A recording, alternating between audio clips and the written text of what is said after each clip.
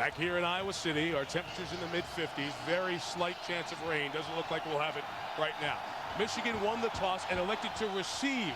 Atypical for Michigan. That's what Kirk Ferentz usually likes to do. He likes to have the ball first. Instead, it will be the Wolverines with Steve Breaston back there to receive. Off we go from Iowa City. Breaston brought down at the 15-yard line. Zach Gableman, a guy to watch on special teams, made a big lick to start the game. Welcome to Iowa. Yes, and welcome to Iowa City, Susie Schuster. Welcome to you, Mike. What a big game for Iowa. 3 years ago, they played in the Orange Bowl. Last year, Drew Tate organized a come-from-behind victory over the 11th-ranked LSU Tigers in the Capital One Bowl, which would turn out to be Nick Saban's last game there. They're right in the thick of things in the standings, looking for their third Big Ten championship in 5 years. Mike, a win over Michigan today would go a long way in terms of them establishing themselves as one of the elite programs in the Big Ten. That's a good point, Susie, because no matter how parity gets there, it's still the big two, Michigan and Ohio State. Iowa has been much more in the conversation the last few years. Chad Henne, first down toss, is complete to Mario Manningham, and the super freshman takes it to the 30. 14-yard pickup for a first down by the Michigan quarterback, who's completing 57% of his passes. Chad Henne, Wilson High School, Wyomissing, Pennsylvania. I'm making my 20th consecutive start today. In all of his games in his Michigan career, his record 13 wins, 6 losses. That's 2 out of every 3. And Lloyd Carr and Michigan have been hearing a lot about what Craig James mentioned in the studio, back-to-back wins, trying to put that together for the first time this year. First run for the workhorse, Mike Hart. And he takes it to the 36, a gain of about 5.5. Why don't we spin you through the BASF starting lineups. Breaston, Thompson blocking for Hart, Tim Massaquoi the tight end, Jason Avant, 53 catches, that is a 6th in the nation. As for the offensive line, Stenovich continues to perform on a regular basis. His 35th start with Hennigy, Kraus, Lentz, and Riley. Michigan fans, I have big news for you. Jake Long, the best offensive lineman out all year, will play today. Breaston, that is a run technically because it was thrown backwards, and it's a first down for Steve at the 46. Let me fly you through this Iowa defense. They are second in the country in giving up points at 17 a game. Guys up front, Webber McCroll, Mitch King, a freshman's coming on. This is where they're young, opportunity to develop, and King has done a good part of that job. The linebackers, 2 of the best in the country, join Ed Miles and Abdul Hodge. Chad Greenway on the Butkus semifinal list allowed this week. Javon Johnson, Marcus Pascal, Miguel Merrick, and Adam Shada. Shada starting for Antoine Allen, who has come in after the first couple of plays. Here is Hart dancing to the right side. Tim Brandt, Michigan, has been getting yards at an easy pace these first 4 snaps. Well, Iowa does not like the blitz, and it's a team that plays a lot of zones. So right now they're a little bit vanilla. And Hart goes out limping again. He had that hamstring problem earlier, missed some time, came back, has been very healthy. Take a look at this again. Little draw play. Sees the hole extremely well, but it looks like he's not even getting through the hole quickly. Wonder if he tweaked that thing maybe in warm-ups or something, because doesn't it look like he's dragging that leg just a little bit? Not those quick steps that you can see right there. He's frustrated. Yeah, absolutely. So he is out, the freshman out of Grand Rapids, Michigan. Kevin Grady is in the backfield. And the handoff to Kevin. He'll get 2 to the 47-yard line. We'll have 3rd and 3 coming up. This is huge because when Michigan struggled those first few games, a lot had to do with the injuries that they were facing. To Jake Long on the offensive front and to Mike Hart right there. He is a difference maker on any team, especially on this team. Well, no question about it. He's carried the ball 117 times for 556 yards. Average is almost 5 a carry. We talked about how different ways they get him involved in the offense, and he very rarely turns the ball over. 3rd down now, needing to get to the 44. Keep the drive alive. Here is Henne, incomplete for his tight end Massaquoi. Ed Miles defensively was right behind him. And the Wolverines will punt it after picking up 2 first downs. A little bit surprising they went to a play like that where they were overloading sides with twins and trips on each side and then running a little slip screen underneath of them. This time they just ran the tight end out in a little button hook, and it was well covered and poorly thrown. Looked like Henne thought Massaquoi was going to keep going. He stopped. Ross Ryan, the punter. Javon Johnson back to receive. Iowa's without its best punt returner, Ed Hinkle. He's missed the last couple of weeks after breaking his arm against Purdue. Good hang time in the kick by Ryan, and into the sun, Johnson makes the fair catch at the 15. Let's go to New York. John, if I told you 4 hours and 100 points, I think I might be in the neighborhood for that game. Good thing they have lights up in East Lansing. That may go for a while. John, Aaron, and Craig will keep your eyes open on all three of those Big Ten games going on in this noon Eastern, 11 a.m. Central window. Drew Tate out of Texas. Gonna run with it. No, he's still behind the line, so he can throw complete to Herb Grigsby at the 25-yard line. First down. Susie Schuster. Mike, they're taping Mike Hart's right ankle. Several rolls of tape going outside the ankle underneath the shoe, trying to give it as much support as possible. Okay, Susie, it was the hamstring that bothered him early. We'll watch the ankle. And as bad as that is, I think that's a good thing, because the hamstring, of course, they take forever to heal, and you never really have full confidence in it until you're off of it for a while. An ankle, if you didn't tweak it badly, they'll tape that thing up and he'll be right back in. With first down pickup by Tate. This Iowa offense coming along the last 3 games. 35, 34, 38 points. Albert Young's been a big part of it. He runs 4-1, tackled by Prescott Burgess of Michigan. Here is the man running the show for the Hawkeyes at home today. Hi, I'm Drew Tate. Hi, I'm Drew Tate. I'm with Robert E. Lee High School in Baytown, Texas. It's not too far from Houston. That area was affected when the hurricane came through some 4 Saturdays ago. Everything went well for Drew and his family at home. Timmy's 15-4 as the starter for Iowa. And another Drew from Texas. The other one went to Purdue. He comes here to Iowa. Drew Brees, who set records in West Lafayette. On the ground with Young, climbs out to the 32, give him a gain of 5 before 3rd and 3. Here's the rest of the BASF starting lineups for Iowa. Clinton, Solomon, Bush, that running back Young, 715 yards this season. Chandler, a good tight end. Malloy filling in for Hinkle.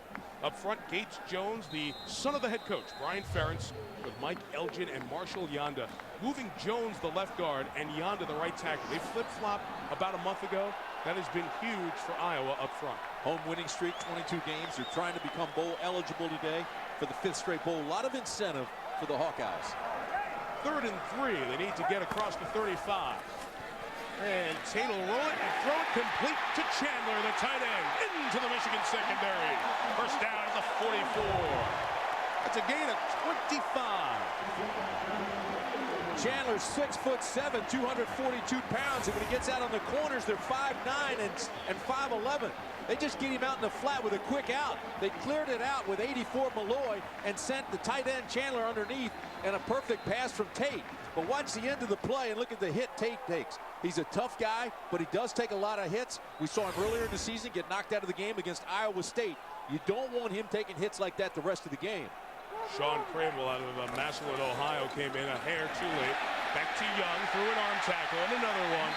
Tim, the running of Albert Young, the sophomore, has been such a difference. The Michigan defense going to have to stop it today after that gain of 7 yards. We'll have 2nd and 3 coming up. Well, he's just getting back from injury. They say now he's 100%. They say he's cutting better. He's seeing better. He's being more patient. He's only a sophomore. Branch, Watson, Massey, Lamar Woodley. Branch is injured. We'll see how much he plays. That's important today. Linebackers, Prescott Burgess. Dave Harris has really stepped it up. Top tackler on this Michigan team. Hall, Adams, and Engelman start at the safeties. They've had safety injuries the last couple of games. Young, they're creasing the left side. Young into the clear. Brought down by Dave Harris at the 23, and that saved a touchdown.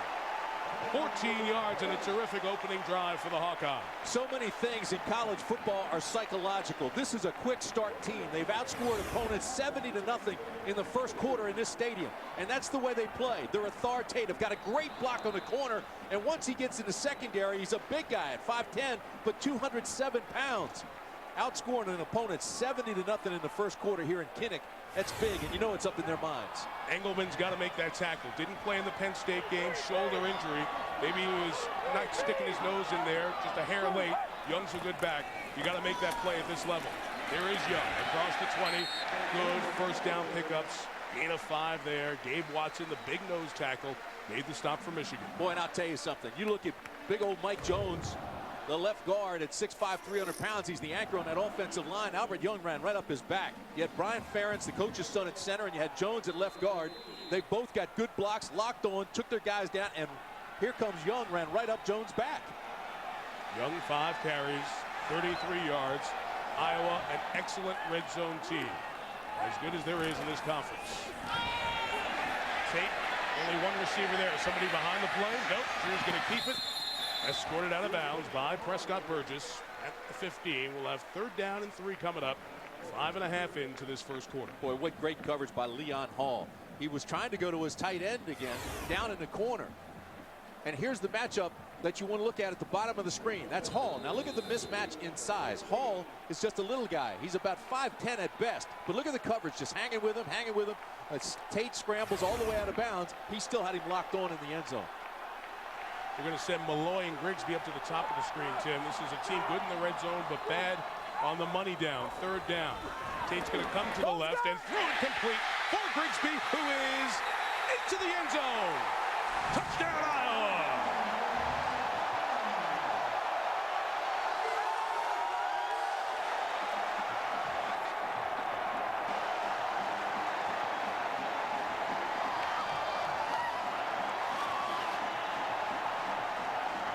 Boy, Albert Young makes that play work.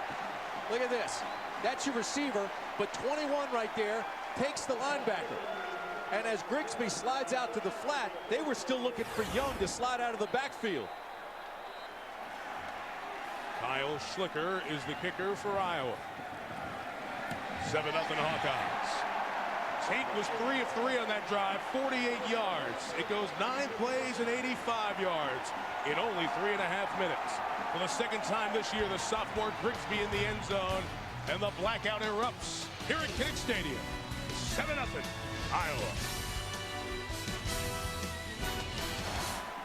All right, here's the drive insurance from Progressive Drive Summary.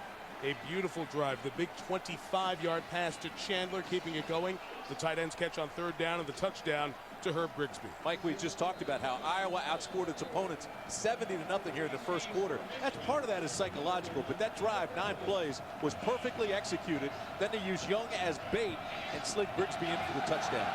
Longest touchdown drive of the season for Iowa. Timmy at 85 yards. Steve Breston on the return.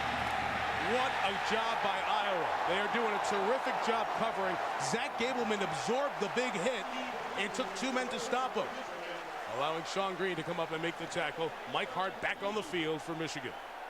You know, this is something that Michigan talked about before the ball game. Lloyd Carr reminded his ball club about coming into a hostile environment, taking a punch in the mouth, but being able to respond and playing with passion and accountability. And the team right now is taking that shot in the mouth, and we'll see how Michigan responds. Last week, responded big time. Scored on the last play of the game to beat Penn State at home. But now it's tougher on the road. Willie Paul is the fullback. Henny adjusts the play. Play clock at 4. Fans help their defense. Here is Hart. Bounces out of the pile. See that ankle. Not able to explode. Gain of 2. Ohio State and Northwestern, both 2-1, joining Penn State, Iowa, and Wisconsin. 5 one-loss teams here at the halfway point of this Big Ten season. But tight games, too, in the conference. 10 of the 19 have been decided by a touchdown or less. Henny to the air. Incomplete, but a penalty marker down. Preston trying to break out of there, but Antoine Allen bumped him while it was in the air. Boy, there was no reason for that either. It was not a well-thrown pass. He didn't have to touch him. The ball was not going to be complete. I'm not even sure that was catchable, but they're going to call it against him. Defense number 20. Spot foul, automatic first down. Iowa coaches letting the officials have it. Dave Whitwood, one of the best officials in the nation, referee today. Watch the bottom of your screen, and they just run the quick hook out. There's the contact. I'm not even sure he hit him beforehand, but the ball was not catchable in my opinion. Yep. You see Iowa, just such a good team. That's only the 21st flag against the Hawkeyes this year. They had 20 penalties in the first 2 games, all of last year. First down, here's Hart. He's just not getting the ability to explode into the pile. You can see it with the ankle. Gain of a couple of yards. You've played, you've had your ankle injured in a game.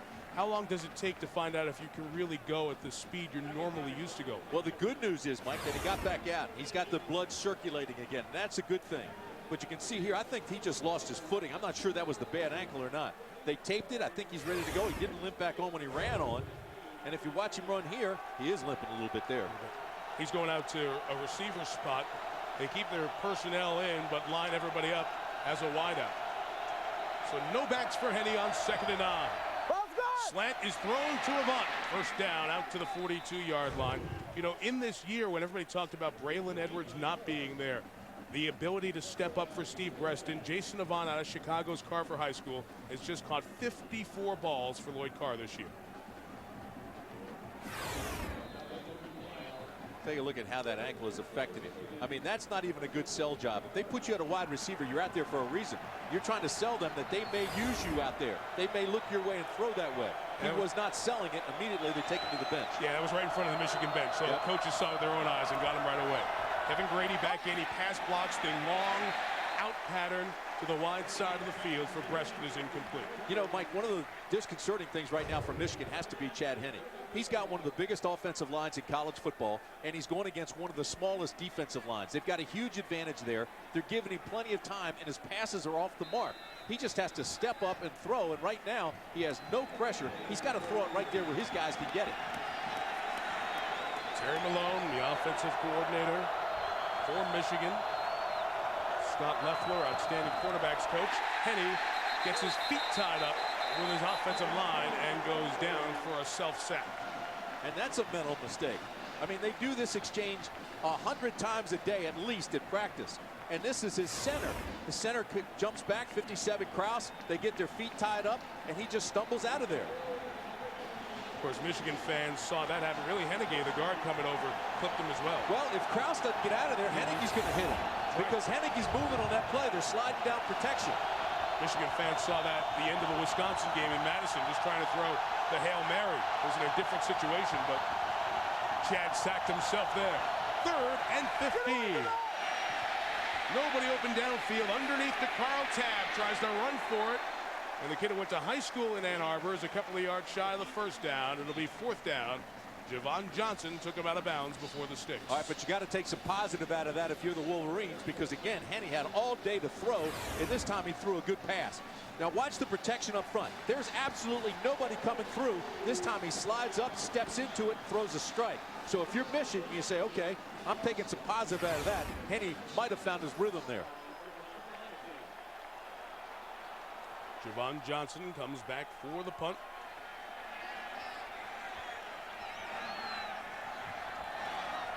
Ross Ryan out of Franklin, Michigan. Again, lofts it high into the sun. Johnson picks it up dangerously on the bounce, and he's down there at the 15-yard line. Well, playing with fire, but worked out fine. The kick was 34. No return. The Hawkeyes so good here at home. As mentioned at the top, school record 22 consecutive wins. You have to go back to 2002 for the last time they lost. Opening drive touchdown, leading 7-0, and they take the ball over where the touchdown drive started, their own 15-yard line.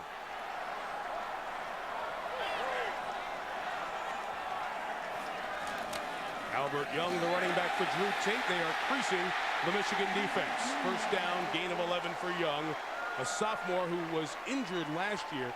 That knee injury slowed him down, but now the coaches tell us, Tim, he's starting to look like the back they saw last year early. I'll tell you, Mike, the thing that jumps out at me watching Albert Young run here in the first quarter is the fact that this is all zone blocking. See how the line goes down like almost like a line dance. And he just is very patient behind there looking for that seam. And once he finds it, he gets through it very quickly. But a lot of zone blocking up front, and he's very patient. 6 carries, 45 yards. Tom Bush in there at the fullback. You ran left side all day. Keep going to the well.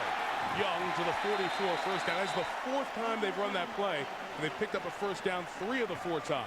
Grant Mason stops him. Sorry, Mike. One of their top receivers, Hinkle, is rehabbing, and he's not being able to play. So they're moving Solomon around, and I want you to watch the end of this play and watch number 88, a wide receiver, locked on his guy, right there in front of the ball carrier. I mean, normally a receiver will hit a guy and release him. He stayed with him the full time, and Young finally came out and got on it. But he's got 7 carries, 61 yards. Albert Young out of the blocks very quickly, and a nice job by Solomon out in front as a wide receiver. Play action set up by those good runs. Tate downfield for Grigsby.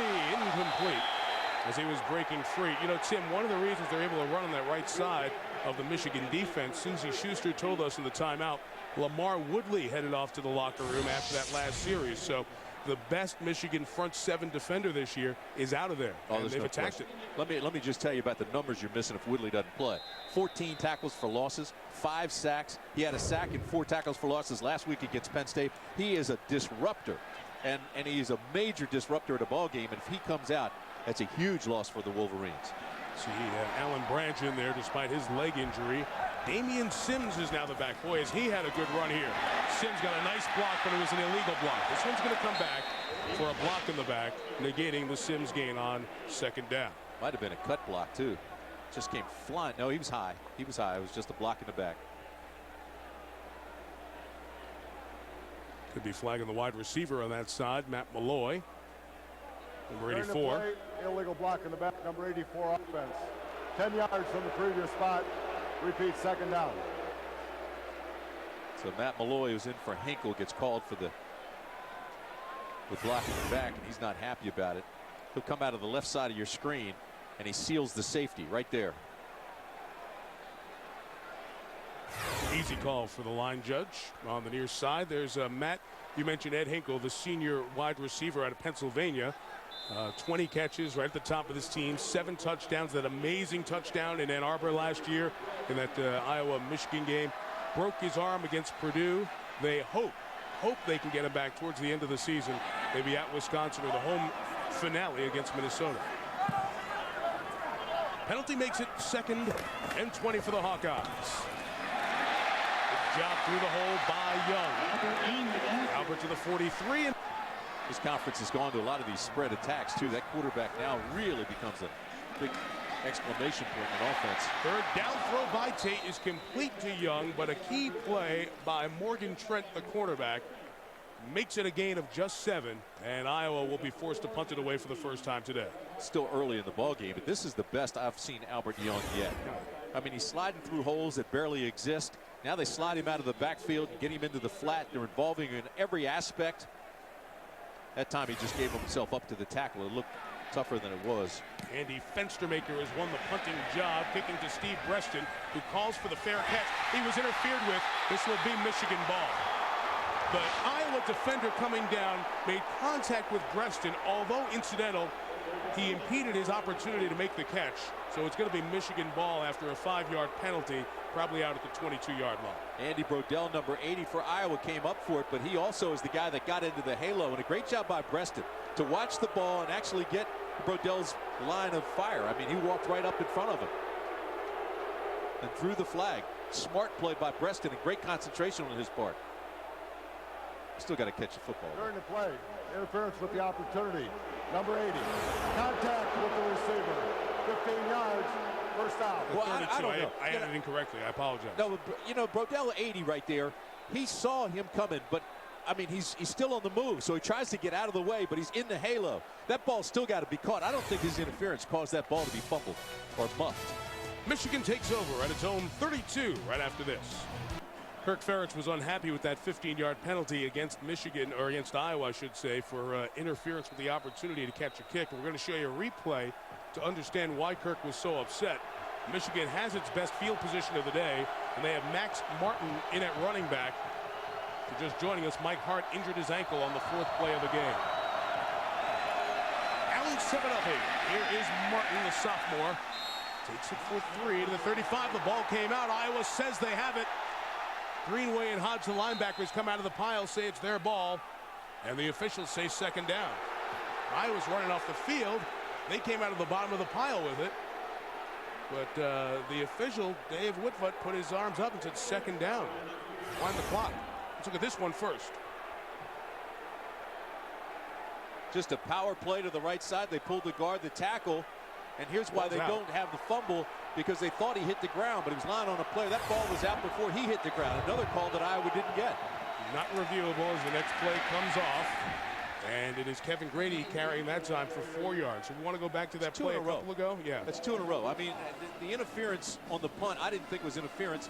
And now the fumble, which I thought the ball was out. But here it is. First of all, there's no contact. The receiver's on the move. So the defender tries to get out of the way. Now watch Preston's right elbow. He tries to extend it, but still doesn't make any contact. He's got plenty of time to make the catch. And he sits under the ball and then just muffs it. But they called the interference anyway. And the defender was trying to get out of his way, made no contact, did not interfere with the catch. And the word contact does appear in the explanation in the rule book about interfering with a player. Third down, a good run for Grady. Kevin, the freshman out of Grand Rapids, gets a first down. Gain of 7 to the 46-yard line. So Mike Hart's beat up, and Michigan's beat up all over the field. That's been a story of their season. They're even beat up on their support staff on the sideline.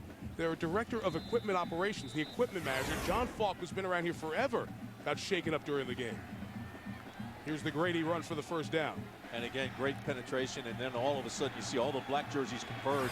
What they're doing well is there's pursuit. Everybody's trying to get to the football, and if they do that all day, they'll be successful. Penny on first down, trouble getting his feet as well. Chad takes off, puts his head down, and is down to the 49-yard line, a gain of 3. Susie with an update. Mike Hart has had his ankle re-wrapped and retaped yet again, trying to make it that much sturdier for him. He's been running up and down the sidelines the entire time the defense was on the field, but Mikey is ready to get back into the game. And you know what, Mike Hart is he's run for over 100 yards every game since he's returned from injury. He's averaged 145 over the last 3 games, and now he will not be the same back if he comes back. He's had the ankle retaped twice. We've seen him limp. He's not going to be 100%. That is a given. Pick up a 3. This is 2nd and 7. Toss. Grady. Good. Cut back run by Kevin. First down across the 45. He ran hard there to the 42. He's in because of Hart, Susie just talked about. I mentioned John Falk, the equipment manager. 32 years at Michigan. He's an honorary M-man. Got a degree or an honor from the team and the school. He hurt his knee. Knee injured as play came into the bench area, and they were checking John's knee, so they're taking him off to have his knee looked at. When your equipment manager it's a Big Ten goes down with game. an injury. Yeah, it's a Big Ten football game. People getting hurt everywhere. There's some great hits going on. And it's a season of injury for Michigan. We believe he has a broken leg, so we hope John is okay. Hart back in the game. Penny, first down throw. There's Mike out of the backfield, 9 yards, just shy of the first down. Chad Greenway made the play. First time, Tim, we call those 2 fabulous linebackers who define Iowa's defense. Well, you know, this was a great play by the linebackers, but also it's a great play as you look at Hart and you see what's happened here. Here he is on a little pass pattern, dragging the leg, but he gets across. If he can do that all day, he's going to give them some productivity because Grady is a terrific back as well. Change of pace guy, a lot bigger at 230 pounds. You know, it's like the hammer and the chisel. And you get Hart, you get any production like that out of him, that's good. But it was a nice play by Henny to go through his progression, look to the backside, and hit Hart. Should be the final play of the quarter. Hart kind of dancing on that foot, not pushing off and grinding. Gets the first down to the 31-yard line. Abdul Hodge made the tackle. Mike Hart going to head on off here as this first quarter will come to an end once they move the chains. Hart 4 carries, 14 yards, and he'll be trying to play through the pain as we go through this afternoon. A for effort. Only score of the game, Grigsby. Touchdown catch by Herb on the opening Iowa 85-yard drive. Michigan trying to respond with a drive of its own. After 1 on a glorious autumn Saturday in Iowa City. 7-0 Hawkeyes, and we continue with more. Quarter number 2 here from Iowa City with Susie Schuster and Tim Brandt. Mike Tirico, Iowa scoring the only touchdown on its opening drive, an 85-yard drive. Hawkeyes tied for the Big Ten lead. Kirk Ferentz team, one of the 3 teams, along with Penn State and Wisconsin at 3-1. Lloyd Carr's Michigan team has alternated wins and losses, trying to win back-to-back. Late in the season for that. Henny starts the quarter with play action. Down the middle. Chase Sinavant caught it. Took it down to the 7-yard line. He has been so good this year. 142nd career catch is a gain of 23. Boy, and I'll tell you something. It was Henny who sold this thing. This is a great play fake. And then you just look, he just runs a post and then slides to the middle. And the safety's playing deep. He falls down. And eventually, Merrick comes over and makes the tackle. But Avant stayed with the play. He ran the post. He saw Henny set. And then he drifted right to the middle under the safety. Watch Tim Massaquoi, the tight end down here. Grady is the running back. He takes it, pounds it toward the 5-yard line. We'll give him a gain of 2. Really Grady, because of the injury to Mike Hart, the hamstring injury early on. Tim, he saw a lot of action against Notre Dame, had 18 carries, 79 yards, but he fumbled twice, and he's played a lot in this very competitive, well-played first quarter. Boy, 42 plays in this first quarter, and you look at the stats. But to me, when you get down in this red zone right here, Michigan has a huge advantage. I mean, and that's Stenovich, Hennedy, Kraus, Lentz, and Riley. The smallest guy there is 307 pounds. That's Kraus at center. They've got a big advantage against a small defensive line. Massaquoi, the tight end, a former wide receiver, is lined up in the slot at the top. Henny going to the back of the end zone. Hauled in by Avant. Spectacular Michigan touchdown. What a grab by Jason Avant. His 6th of the season. And a heck of a Michigan drive. You know, this is your leading receiver and your go-to guy. 35 of his 53 catches coming into this game were for touchdowns, but you see him, or for first downs. You see him slide down inside slot, then he just gets back into that secondary, and Allen can't go up with him. That one would have been good tomorrow. He got both feet inbounds. Great tap dance by Avant. Garrett Rivas bangs home the extra point. All square at 7. So the 15-yard penalty on the interference with the punt catch opportunity gets the ball out to the 32. Michigan goes 68 yards. Great elevation, huh? Avant gets both feet down. Game square at 7 in Iowa City. Is there a letdown awaiting on the trip to Seattle to play Washington? Check your local listings. Which game is game 2 of the doubleheader here on ABC. Tied at 7. Ryan with the kickoff. Good deep one. Albert Young cannot bring it back. Let's get an update from the Michigan sideline with Susie Schuster. Mike Hart just got his ankle taped for the 3rd time today. You could see by the look on his face how much it hurt him. It's bad enough that Lloyd Carr came over to check out the state of the injury. And I'm not sure whether the look on the face was from the pain that supposedly is spreading up his ankle into the shin or from the business he was getting from the Iowa fans. Guys, they are so close that they can reach out and touch Mike Hart. It is tight along the sidelines here in Iowa City, but we'll keep an eye on Hart. Meantime, Tate takes over from the 20, goes to the air. Nobody open. Drew thought about taking off. Kept the play alive to Clinton Solomon. Gain of 13. First down. Those Saunders are always there to clean up somebody else's mess, right, John? So Nebraska and Missouri go into the Big 12. Nebraska has a big game with Oklahoma next Saturday at this time on ABC. Tate, another one to Solomon. Clinton's become the go-to guy with the injury to Hinkle, and it's taken out to the 44. That's another first down, back to back. And Mike, they're moving Clinton Solomon around because, as you said, Ed Hinkle is out. He's not playing, so they bring in Matt Malloy. But they lose a lot there with Hinkle gone, and so they're moving Solomon into the slot. They move him out wide. They're using him on the right and the left, and Tate now getting plenty of time. But here they line up with 2 tight ends, and they just slip him quickly, and this is a timing pattern. Release it, get it to him, and then it's really one-on-one football. Hawkeyes have moved the ball very effectively. 22 plays, 134 yards. It's right about 6 per snap. Albert Young, so good on the left side, does it again. It's going to be a gain of 4. We'll have 2nd and 6 coming up. Gabe Watson comes off the nose for Michigan. The 331-pounder out of Novi made the tackle. Ken O'Keefe, the offensive coordinator for Iowa, doing a nice job. He's got scripts for the first 15 plays, but they're way beyond that now. But he comes out in a pro eye, and he gets Bush, the fullback, to throw a nice block to lead him up in the hole. And Albert Young, I haven't seen him run this well in a long time, but he really has the feel as you look at Ken O'Keefe calling a terrific game against Michigan. You're right about Young, Tim, averaging 6 a carry coming in. Become the takeover back here. Good block on the edge. No, it was a hole.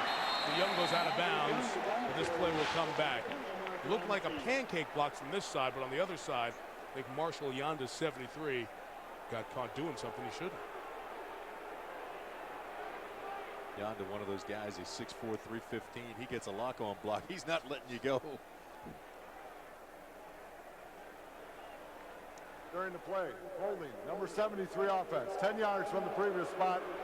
Repeat, 2nd down. Marshall, one of the 58 guys of the 124 on the total roster with all the walk-ons, or the 105, I should say, that are from the state of Iowa. So many Iowans on this team for Kirk Ferentz. It's the best field position that Iowa's had to start a drive, and you don't want to hurt yourself. As you mentioned earlier, it's the least penalized team in the conference, and here they are now, back themselves up. It'll be 2nd down and, what, 16? It's 4 flags on Iowa here thus far. A team that, as we mentioned, coming in only 20 in their first 7 games. Drew Tate, preseason player of the year in the Big Ten. On the offensive side of the ball, screens it out to his tight end, Chandler.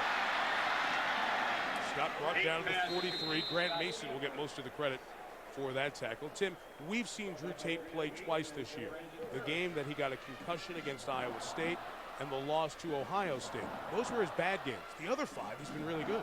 Well, and the reason they were bad games is I think he was physically beaten up. Iowa State, he was knocked out of the game when he was covered on an interception return. And then at Ohio State, he got hit constantly, and he was beaten up in that game as well. He was out of sorts.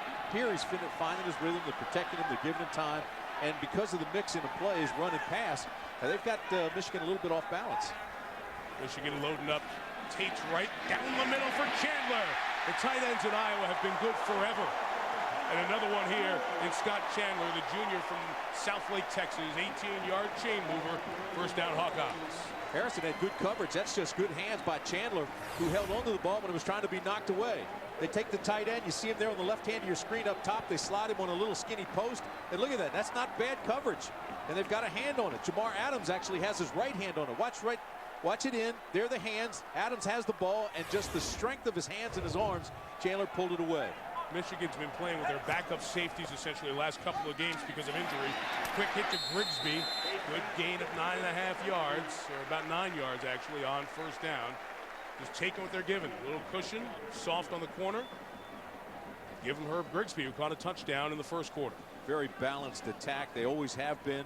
They use the run to set up the pass. If you look at their statistics for the entire year, they're almost even passing and rushing. And if they do that effectively, which they're doing today, it just kind of puts the defense on their heels. Alan Branch, leg injury coming in. He just limped off. So the Wolverines season story continuing. Battered and beat up. 2nd and 1. Tate looking for a lot. Off the edge, lost the football, but got it back.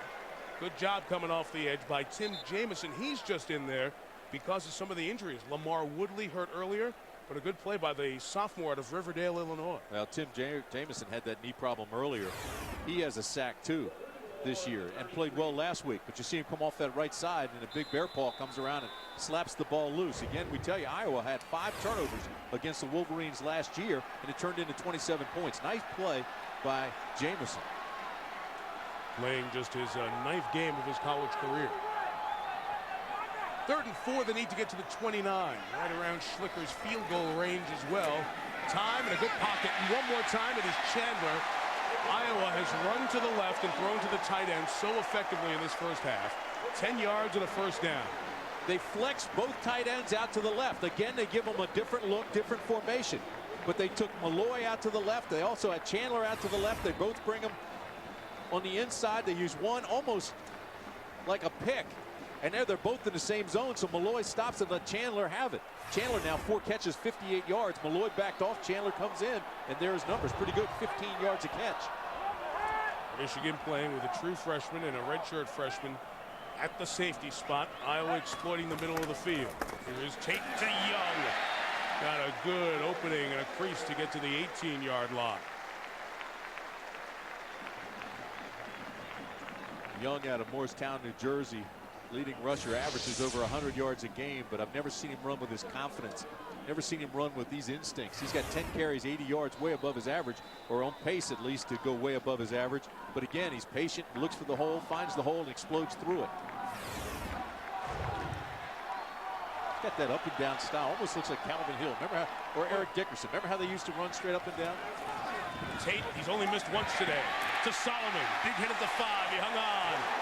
First down for Iowa. Drew Tate is 11 of 12 here in this first half. He's having a terrific start. Had 2 defenders on him this time, Mason and Adams. And again, the ball is thrown on a rope perfectly, right between the 8s. Solomon, one of those second chance guys academically. After junior college, came in here, buckled down, did extremely well academically for him. He's worked hard at it. He's worked hard on his football, and it's paying off now. Malloy comes to the near side. 2 receivers to the top. Young is the back, bouncing it to the outside. Got it turned back in by Morgan Trent off the corner for Michigan. Tim, I talked about those safeties for the Wolverines and Lloyd Carr's defense. Brandon Harrison, a freshman out of Dayton, Ohio, and Jamar Adams, who played a little bit of nickel last year. Those 2 guys are in because Willis Barringer, the starting safety, out with a knee injury, hasn't played the last couple of games. We've seen a little bit of Brandon Egelman here this afternoon, but he's bothered by that shoulder injury. We saw that in the first drive. So they're young in the back end. Well, Behringer started those first 6 games. Michigan #1 in pass defense, but you're right. Now they're mixing and matching, and it's hurting. Play 12 of the drive. Tate to the end zone. Touchdown, Grigsby again. Penalty markers on the back end of the play. I think this may be after the score.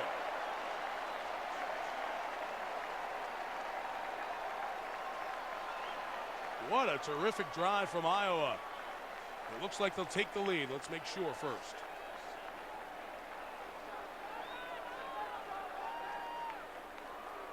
First drive was a lot of physical running. That drive was a lot of passing. I don't think he missed After on that the drive. play, where's the foul? Number 78 defense. Play result in a touchdown. The penalty will be on the kickoff, 15 yards. Gabe Watson, Michigan nose tackle, was involved after the play. A perfect drive out of Drew Tate. And there comes Kyle Schlicker. 14-7 Hawkeyes. Was Tate any kind of good on that drive? 7 for 7, 71 yards in the touchdown. How is that? So you run young right, you run young left. Then you come in with Grigsby on the little quick slant. You put him in motion, and bingo, touchdown. Iowa touchdown, 14-7. 14-7. Iowa capitalizing once again on another long drive. Poor Michigan tackling and perfect production in the passing game by Drew Tate and company. Tate 8 for 8, 82 yards. Grigsby's now with 2 touchdown catches. Pretty good performance. And these receivers are stepping up after that injury to Ed Hinkle. More was asked of the next guy, Grigsby, Solomon, to take a better role, and they've done just that. That play wasn't that fancy, the touchdown play. It was just great execution. We'll show it to you. Drew has missed just once here today. Boy, that's a pretty good drive, huh? Wow. Kickoff coming from midfield because of the flag on Watson, and Schlicker goes wide left. It missed the goalpost, but just as effective. It's Michigan ball at its own 20. Mike talked about Ken O'Keefe and how he's moving guys around, but this is a very basic play. They take the tight end and run him off, take the wide receiver, run him off, then here's your motion man, and just slide him underneath. Watch this. I mean, it's nothing really fancy to this if you're playing defense, and it looks like they're in a zone. Linebacker's just slow coming up to make the tackle, but it is well executed. You execute like that, it's very difficult to stop, and Grigsby has the second touchdown. The fans urge their Iowa defense on. Mike Hart on the bench. Ankle injury, 4th play of the game. Kevin Grady back in behind the sophomore quarterback Chad Henne. Chad pumped it to the right, comes back left, and Antoine Allen is going to be flagged here for pass interference. He jumped the route and almost had a pick 6. Yeah, it's going to be one of those hands on the back too, because one hand goes to knock the ball away, the other goes to the back. It's one of those timing things defensively. Defense number 20. Spot foul, automatic first down. And Allen's not complaining about it. No, but take another look and just watch his right hand, because it comes over, pushes him in the back. The left hand goes out and knocks the ball away. Just got there a little bit early. Took a chance, read it, reacted, but mistimed it. Resting comes out. Antonio Bass is in the game. Antonio lined up at quarterback last week a couple of times, and here he is now. High school quarterback. They ran out of this both times last week, and here goes Antonio to work. Tripped up really over his own wide receiver. Jason Avant's feet got in the way of Bass. Gain of just 2. Michigan's starting to really throw some of its beef around. That time they got everybody out in front of the ball carrier, just trying to be big and strong and overpower the defense. Brady lines up as a receiver on 2nd and 8. Doug Dutch, sophomore receiver in the game as well. They were going to Dutch. It's incomplete, and a flag. It might be offensive interference. I agree with you, Mike. I thought that the ball was going to be picked off, and so the offensive player, receiver, became a defender. Javon Johnson was the DB jumping the route. Dutch hasn't seen a lot of time. He was in there at that receiver spot. Pass interference, defense number 20. Oh, I don't know about that. Automatic first down. Of course, we're up here, so we don't have it. But Doug Dutch, a young sophomore, looked like he became the defender on the play. Remember, as you watch, defense is just as much right to the ball as the offense. Absolutely. Ball's in thrown. He's got position. Boy, I don't know. To me, it looked like it was on 81 Dutch. Crowd doesn't like it. Dutch or Johnson? It was Dutch on the coverage. Dutch is the receiver. Yeah, you're right. Javon Johnson was the defender. And a timeout taken here. So it was against Iowa. Okay. Yeah. Fans unhappy. Kirk Ferentz calls a timeout here, gets his defense in, so we'll step out for a second. Be right back. Okay, we're back. Michigan's taking the ball over on first down at the Iowa 40. We think that's incorrect. We think it should have been a spot foul on pass interference since it didn't happen 15 yards downfield, and the ball should be spotted over at the 31 or 32-yard line.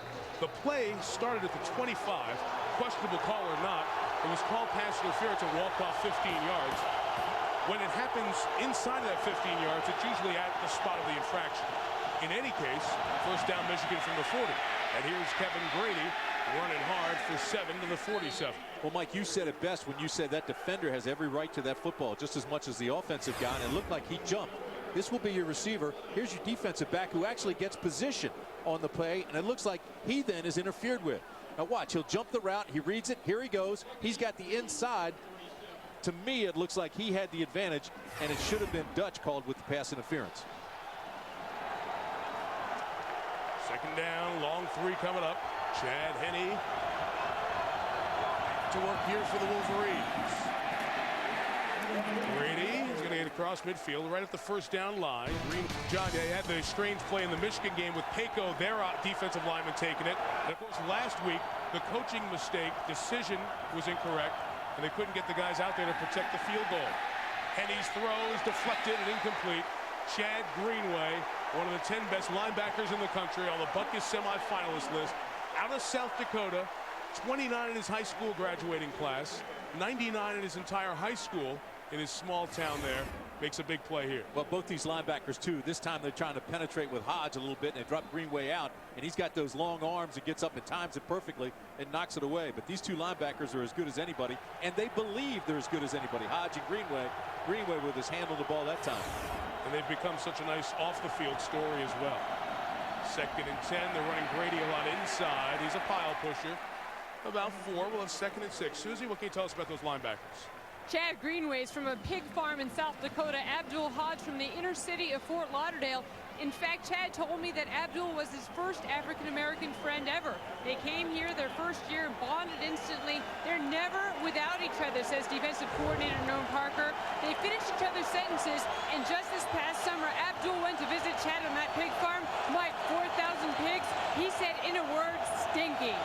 Hey, I also learned it takes 184 pigs to fill a truck. There you go. Chad told us that yesterday. This is 3rd and 6 for the Wolverines. A marker's down as Henne throws. Beautiful throw in the seam of the zone to Avant. But Michigan may not have had enough people on the line. It may be an illegal formation and come back. You know, people have been all over Chad Henne. Right? That's almost tradition in Michigan to get on the quarterback. But he looks so good today. He's a play fake guy, one of the best play fakers I've seen. And he's throwing the ball well. He started off a little shaky, wasn't on target, but now he's throwing. Number 8, 5-yard penalty through the spot. Repeat, third down. It'll be on Jason Avant. You know, Timmy, coming back to Hodge and Greenway as we sat with them yesterday. Here's Avant in motion, heading upfield a hair early, and then came to that stop. Canadian football, that's okay, not here in the States. Can't have two guys moving at the same time. What I loved about Greenway, they have 2 classes together. They sit near each other in class. If there are only 2 classes, they are constantly around each other. It's a great story. It's fun to be with them. I mean, they enjoy each other so much. It's contagious. It's an odd couple type situation. Farm kid, city kid. Football bringing them together. 3rd and a long 11. Henne's got nothing. Threw that into the front row. 4th down. Now, that's another play where he might have gotten booed in the big house, but that's a very smart play. I mean, there's nobody open. Don't take a sack. Don't turn it over. Throw it away. Very good job by Iowa. Facing some adversity. A couple of questionable calls that they didn't like. They were able to call the timeout, a nice timeout, get their defense back and focused. And these fans who've come almost all in black here today watch Michigan punch it for the 3rd time this afternoon. Ross Ryan to kick it away. Another high one. All his kicks have come from around midfield. Javon Johnson caught it at the 18 and only gets about 4 on his return to the 22. Taken down by the Michigan special teams unit. Obi Olabo make the play. Chad Greenway. And the Iowa defense with a stand, protecting the 7-point lead.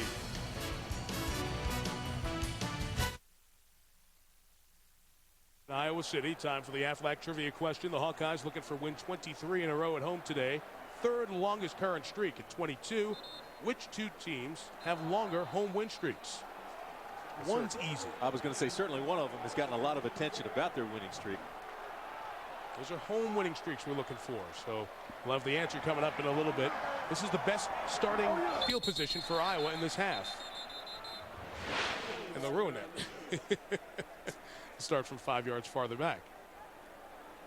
Still in all, they've scored 2 long touchdown drives. Offense, 73. 5 yards, the down remains first. Tough day for Marshall Yonda. He's had 3 of the 7 Iowa flags for 63 yards. As soon as we mentioned they only had 20 penalties all year, and all the flags start coming out. We're working on 10 here in the half. Michigan defensively wanted to stop the run and actually make Tate throw. Well, he's throwing, but he's on fire.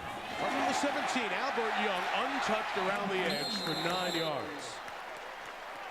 They outnumber them and do a very good job as this Iowa team continues to get yards at 7-8 yards a clip without breaking a sweat. Well, the other thing they do too, and freeze this when you get right about there, and you'll see, hey, look at this running lane he's got right here. He overloaded strong to the right side. They sealed off on the left side and then gave him the whole outside to run. See the block in there thrown by Andy Brodell on the edge, number 80. He's in because Clinton Solomon, the other senior wide receiver for Iowa, was banged up on the last drive.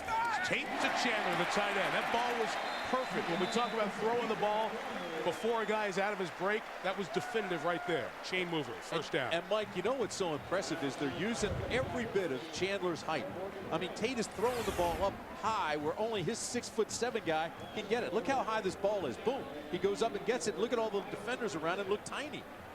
Although, trust me when I say Prescott Burgess is not tiny. He's 6'3", 245. Third leading tackler on this Michigan team. Tate has completed his last 10 passes. He's only missed one today. On the move, being chased by Pierre Woods. Oh, my goodness.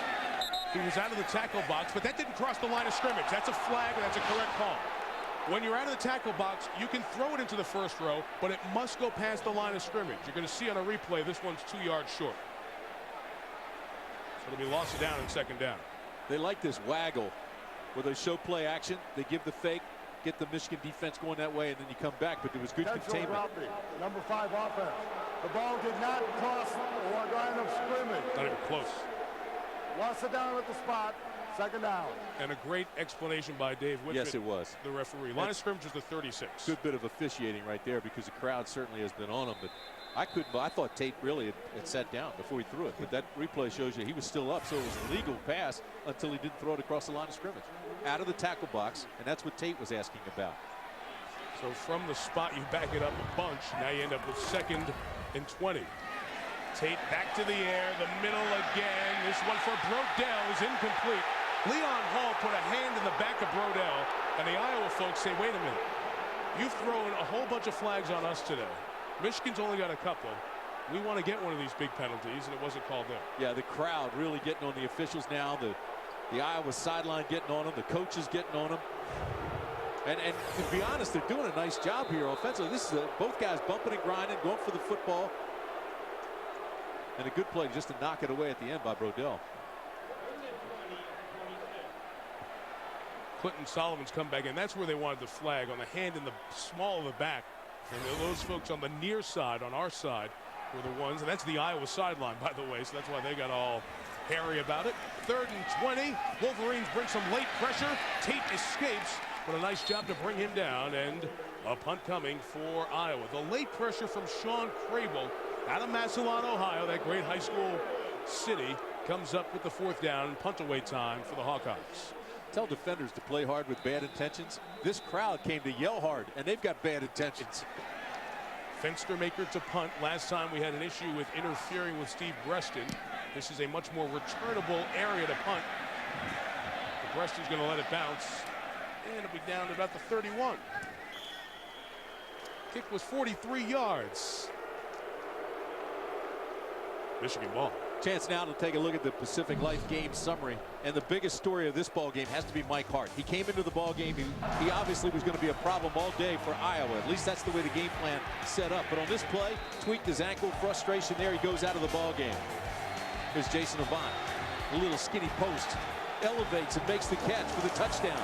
It was 7-7. But then they come back and Grisby's second touchdown catch of the afternoon puts Iowa back up in top, 14-7.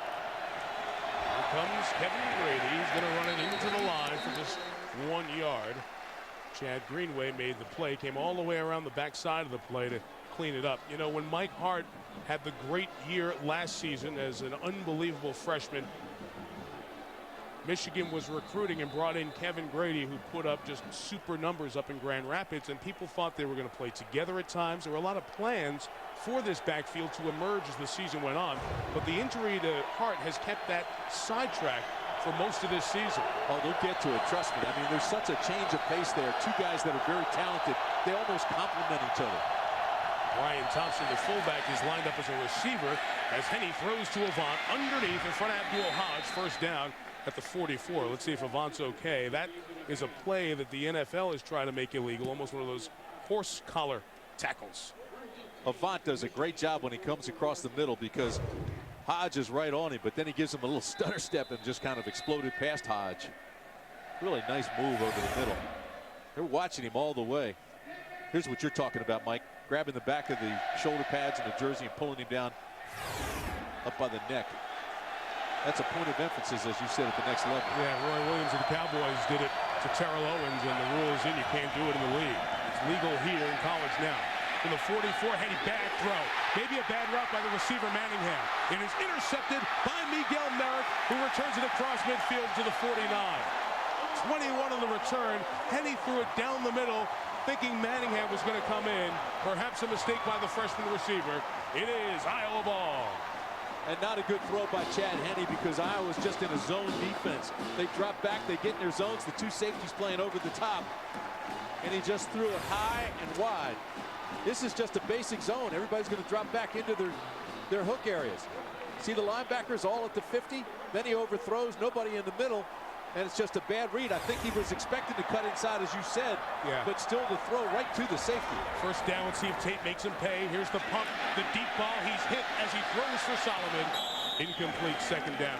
Timmy, so often, I'm telling you, the folks back in Michigan are going to be uptight about Henny and say, what kind of throw was that? The first guy two coaches came over to on the sideline was Manningham, the freshman receiver. Oh, I don't think there's any question that he was supposed to take that thing into the middle. But I think Chad's got to be more careful because he's got to throw on the cut. This one was thrown way wide even before he went even after he went the other way. So Henny throws the pick, and with 2.5 left, with a big opportunity for Iowa to make this a 10 or 14-point lead going into the locker room. Hard to get on Henny, though. I think he's really played well to this point. So is his opposite number, Tate, 13 of 17. 5 options to throw to. Tate Young out of the backfield. In the open field, makes 2. Wolverines miss. Got down to the sideline and picked up about 8 yards. Grant Mason missed him. This might be a show-off game for Albert Young, the sophomore, because everybody coming into the game was talking about Mike Hart. And so it's an opportunity for Young now to say, hey, listen, I can do the same things. Out of the backfield, little swing pass, but look at this little move. And then look at the speed to get outside. If he gets that block from Solomon, he's down the sidelines and going. 108 total yards on 14 touches for the sophomore out of New Jersey. Assistant Tate throws his best. That time, Matt Malloy couldn't get himself out of the break quick enough. On third down, they had the first down picked up, but they're going to have to punt it away here with 2:21 before halftime. Tate doesn't want to punt it. He's trying to tell Coach Ferentz, we're in the 4-down area. Let's go for it. But they've got a 14-7 lead. That comes into the equation, and you have an opportunity to back Michigan up and start your next possession if you can make it stop defensively with good field position. All right, so here's Fenstermaker to kick it away. See if he can pin the Wolverines back inside the 20. Reston lets it bounce. And it'll be at the 17 with 2:11 to go. We owe you an answer to an Aflac trivia question. 22 in a row here at Kinnick Stadium. What are the other two that are better right now? Well, I guess almost everybody, I guess, picked up USC. With 23 in a row at home, but how about Boise State on the blue turf in Idaho? They've won 28 consecutive home games, the nation's best home winning streak. Very, very impressive. Kirk Ferentz in his 7th year at Iowa, 47-33 as the head coach here. Both Boise and USC are on the road today. First down run with Grady. The carry out to about the 24-yard line. It's been so long since Iowa lost at home. We're here to remind you the last time that it happened. You have to go back to September 14 of 2002. Brad Banks in Iowa taking on Iowa State. We were involved in this Cy-Hawk Trophy rivalry game earlier this year. What a great rivalry it is. The last time they lost at home. Seneca Wallace was the Iowa State quarterback. Just a 1-yard run there. Mike Follett made the tackle. Third down and a couple. Iowa has 2 timeouts left with a minute 34. They're choosing not to take one here. This is where Chad Henne was so good last week against Penn State when he was working the clock at the end of the game. Here he is now with 1:24 left in the half. There has to be a sense of urgency. They have to know where the sidelines are. They have to be able to move the chains, and he has to be effective with the football. We're going at a hair slower pace here just in case they don't pick up the first down. But he saw something. He's checking out. Run Grady. Great play in the hole to stop him. I think that was Greenway and Abdul Hodge, those 2 linebackers. And now Iowa's going to take the timeout and stop it with 1:04 to go. Well, I don't know what Chad saw that he checked out of that and ran the play. I mean, there's no question this offensive line overpowers the little defensive line of Iowa, but look at these guys. They're battling. Hodge comes through. Hodge ran right around his blocker, got into the hole, and made a nice play. That's this about Greenway and Hodge. They are great football players. I don't know when the NFL guys come in here which ones they like better, but I can tell you this. They are A-plus people. All the stuff off the field that you want to talk about with players, these guys are letter of the law, perfect citizens, and they are so respectful of everyone around. They will make your program better. Look at these guys. They're even together on the sidelines. I mean, they never leave each other's side.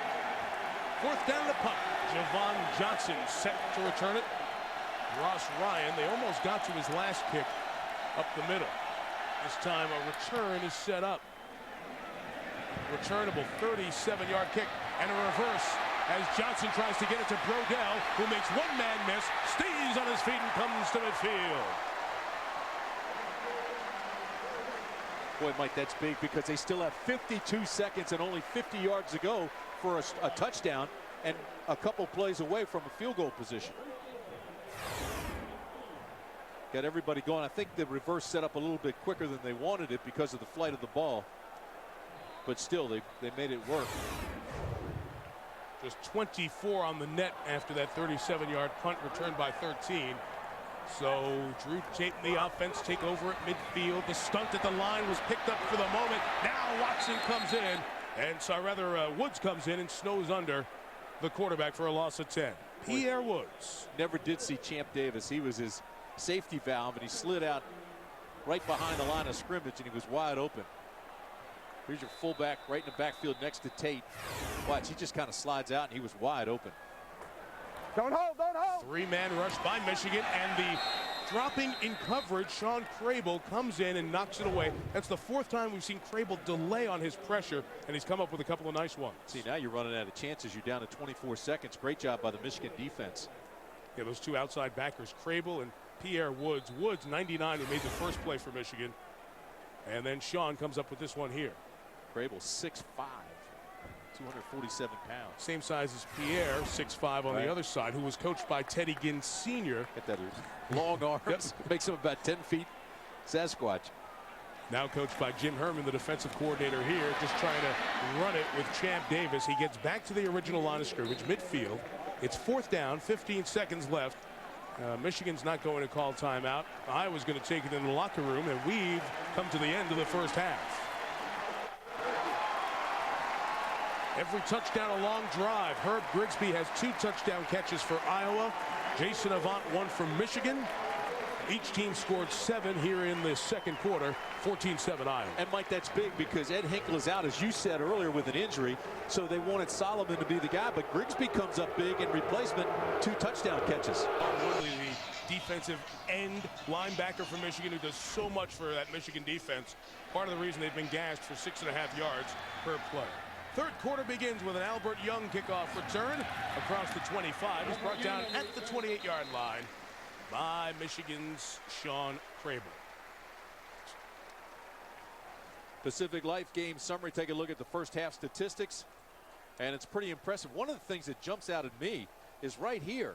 I mean, Iowa with 8 penalties, a team that had 20 all season. That's it. So a little bit out of their sync, and they've got to protect the ball. They've got to play better than that. They've got to be more focused and disciplined, and I think, you know, that's what Kirk Ferentz is talking about at halftime when he says, hey, we've got to get this thing and clean this thing up a little bit. His son Brian going to snap it to Drew Tate, who adjusts the play with 8 on the play clock, as Iowa tries to improve to 4-1 here in the Big Ten.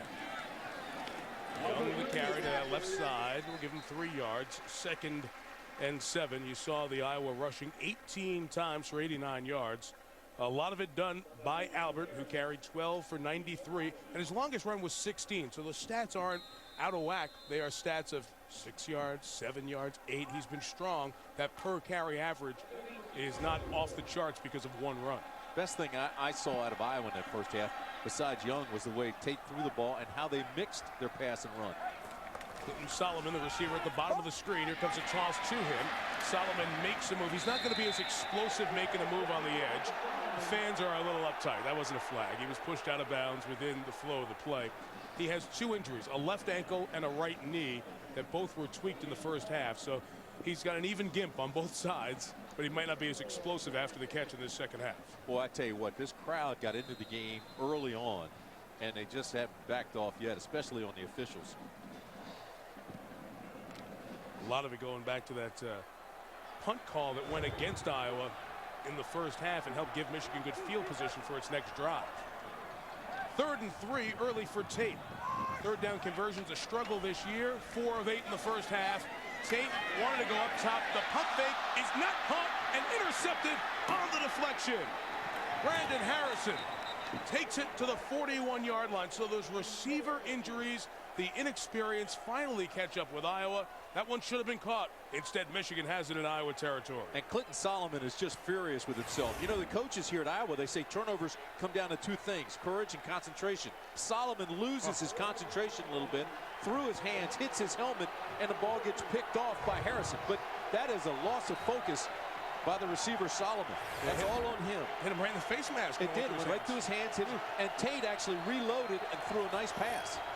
So Harrison comes up with his first interception. What a big one for him. Jake Long is in the game for Michigan, their big offensive lineman, as Grady carries it for a gain of 4 to the 38-yard line. Jake Long, number 77, is in the game for Michigan. He was in the game for most of that one Wolverine touchdown drive.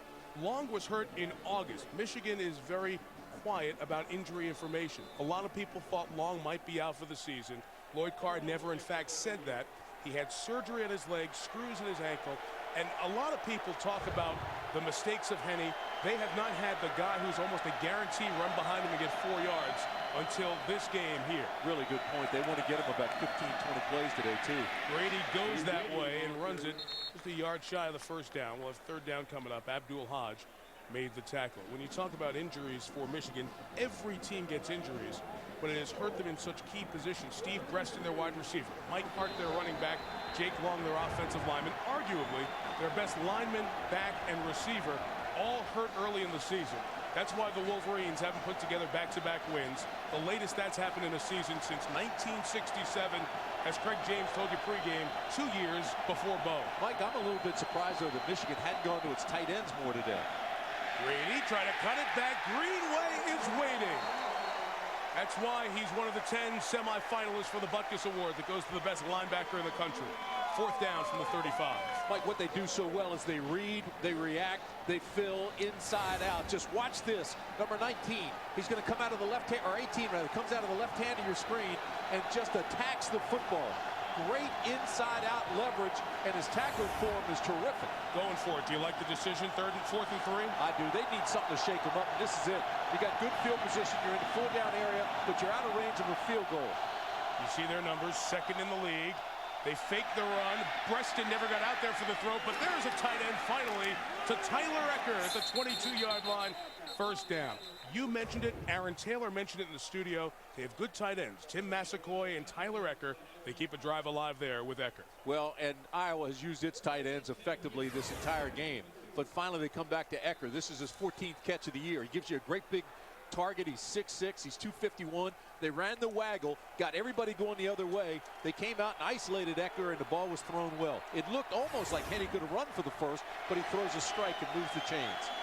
From the 22, tossed with Grady. The freshman takes it to the 18, 17-yard line, a pickup of 5. There was a lot of buildup on this guy.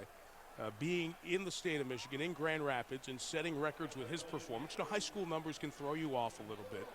But a lot of people wanted Kevin Grady, and they felt that Grady and Hart together, both at 5'9", but Hart at 193 and Grady more of a Big Ten type pounding back at 227, would give them a great change of pace. But now it's only one pace, number 3.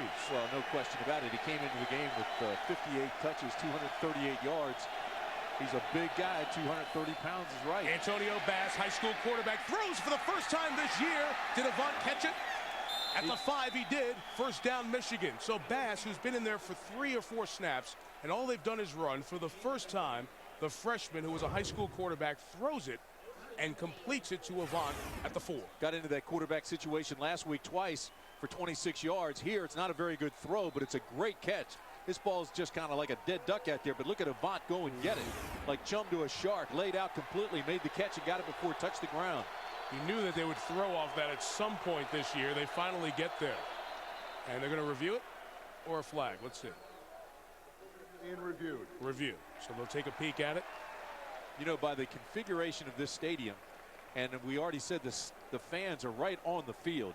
There's not enough space between the sideline and the stands to get a cart camera.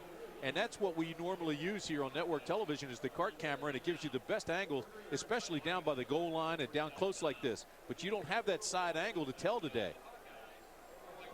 Been to a football game, you've seen one of the cameras almost on a small cherry picker going behind the sideline. There's a couple of good looks at it here. Again, there has to be indisputable video evidence that the ball hit the ground. On the field, it was ruled a catch. And I don't see anything to overturn that. He's got his hands under it. He's pulling it to his stomach. And from the rear view, you could see that there was air between the ground and the ball.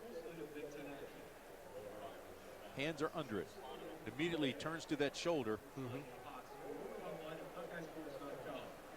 Does the ground aid in securing the ball? That's the angle you could tell from if there was, and I don't see anything there that would tell me not indisputable. It hit the ground. Might see the spot and slide it back to the 5-yard line. That's where the ball hits.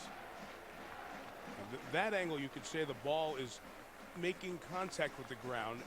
Does he have it completely secured? These are such hair calls, and I should point out the numbers.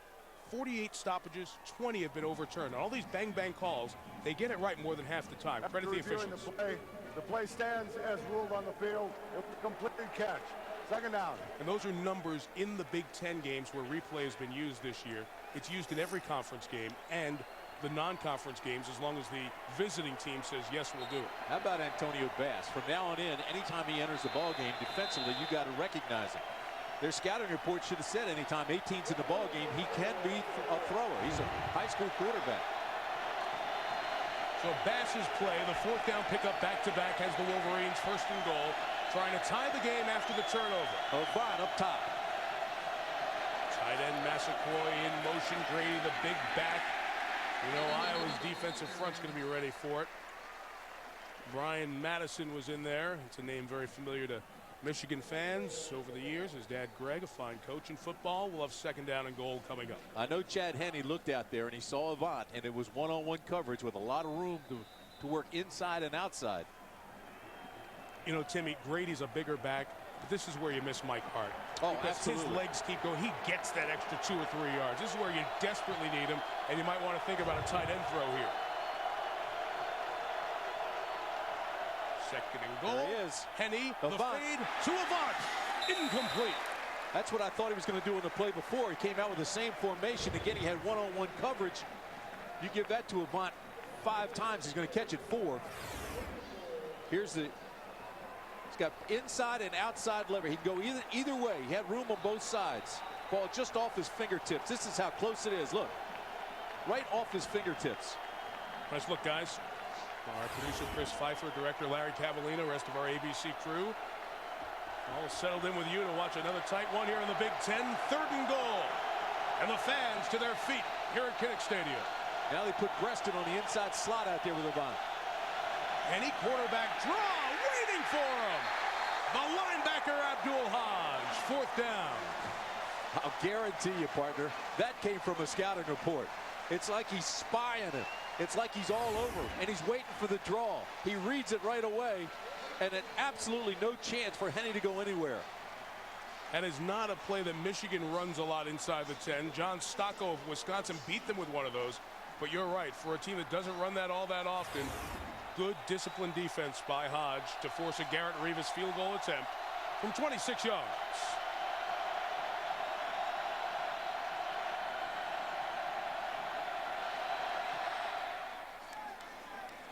Bangs it through, 14-10. So the turnover gets Lloyd Carr's team 3 points closer. But Drew Tate, after not making a mistake of his own volition but being intercepted, comes back on the field for this Iowa team, now leading 14-10, trying to win a 23rd straight home game. Things were hopping in Iowa City last night. This is one of their big games. This is the game you wait for every other year. You know, when the Buckeyes come in and the Wolverines come in all around the Big Ten, it's circle the day. I'm holding on to my tickets for that one. 1st down, here goes Albert Young. Tried the left side, and Tim, this Michigan defense starting to pick it up a little bit. Well, the defense has really adjusted, Mike. Iowa had its way early on in their first 3 drives, 26 plays, 200 yards, and 2 touchdowns. Last 4 drives, only 14 plays and 19 yards. 3 and out. So the adjustments that they've made have really paid off. This is what we're talking about. But defensively, they're running to the football better. They're playing leverage. They're stemming a little bit up front. The linebackers are filling in good coverage in the secondary. Steve Stripling, the defensive line coach at Michigan State last year. Jim Herman, the defensive coordinator, helping pick it up. 2nd and a dozen. Here is Tate into the seam. That time Solomon got his hands up there and caught it. 1st down at the 40-yard line. In front of Prescott Burgess, dropping back in coverage. Tate has seemed so calm and comfortable all day, don't you think? I mean, he just looks to be in rhythm. Watch, he drops. He never comes off his receiver, though. He's looking at Solomon all the way. Should have led to DBs right there. But instead, again, he throws it high. He's got these tall receivers with his tight end and Solomon. Solomon better than 6'3". And again, he keeps the ball high for his guy. So good, trying to find that fine line between his energy and the proper composure to make all the good decisions. This junior out of Baytown, Texas. Hands it to Albert Young, no gain there. We asked Drew to describe himself as a football player and a quarterback. Just a very laid-back person. I really think probably the most laid-back person around. Friendly guy, but away from the football. That's me on away from the football field. When I'm playing, I'm just a completely different person. I'm very focused. I'm very competitive, and all I want to do is just win. Which is a strength and a weakness, and it's such a fine line that he tap dances along, and when he plays well and his team plays well, he is right on that edge. 2nd and 10. He's been good today. Big throw. Is he inbounds? Yes, good job by Matt Malloy on the sideline. 1st down in Michigan territory at the 39. But again, Mike, watch the touch on this throw. I mean, he puts air under the ball. He was throwing a frozen rope before, but now he just kind of lofts this thing up and lets his guy go get it. He had to throw between, it looked like a cover 2 almost. They had the cornerback and the safety coming over a little bit late, but he threw that ball in there with nice touch and finesse. Brandon Harrison, the safety, a hair late. Beautiful job by the senior from Mount Pleasant, Iowa, Malloy, to bring it down. 1st down run. Young tripped up as he was starting to sprint forward. That's the 2nd good play of this series by John Thompson out of Crockett High School in Detroit. Sophomore who's blocked a kick already this season. Well, see, the ebb and flow of this thing, Young in his first 13 carries had almost 100 yards. His last couple of rushes, that's the first time he's gotten positive yard. He was -3 for two carries, and now he gets positive yard here. But again, the adjustments of Michigan and running to the football a little bit better and settling down and not overrunning plays. And now it looks like the flow is going back to Iowa. They're getting the offense moving again. to Young, who has 97 rushing yards. He takes it over 100 as he gets to the 30-yard line before third down. Here's Susie with more on Drew Tate. Mike, Drew Tate told me in junior high he was diagnosed with ADD. He said he took Ritalin, but he didn't like the way it made him feel. He said he could handle the disease until he got to university, where he said the overwhelming workload got to him, and that's when he got some tests taken. He says that he's a visual learner. He's better off at concrete subjects rather than amorphous subjects. I asked him why now. He said if I can make one kid with ADD feel like he'll be a success and not a screw-up, it's worth it. He's trying to set a good example there as he gives it to Young, who jumps over the pile, and I think on the spot he's going to have a first down. Remember what Kirk Ferentz told us yesterday, Tim, when Susie and both of us were sitting in there with him? That is a first down. He said, remember that first game that he had? He hyperventilated in the first half. He was so excited, just finding that right mix, and he's doing it, especially in the last 4 games. Gave him the old brown bag. You know, Tate really got into the national spotlight with that 56-yard touchdown to Warren Holloway January 1st to beat LSU 30-25. The final, he's a Texas kid. He's the son of a coach. He's very, very fundamentally sound, and he is an ultimate competitor. John Thompson of Michigan is having a drive. When they go back and watch film at Schembechler Hall tomorrow in Ann Arbor, John Thompson's going to say, get me to the third quarter, second Iowa drive, because I was really good. Third tackle by himself on this drive. I'll tell you who else has been active, too, Dave Harris.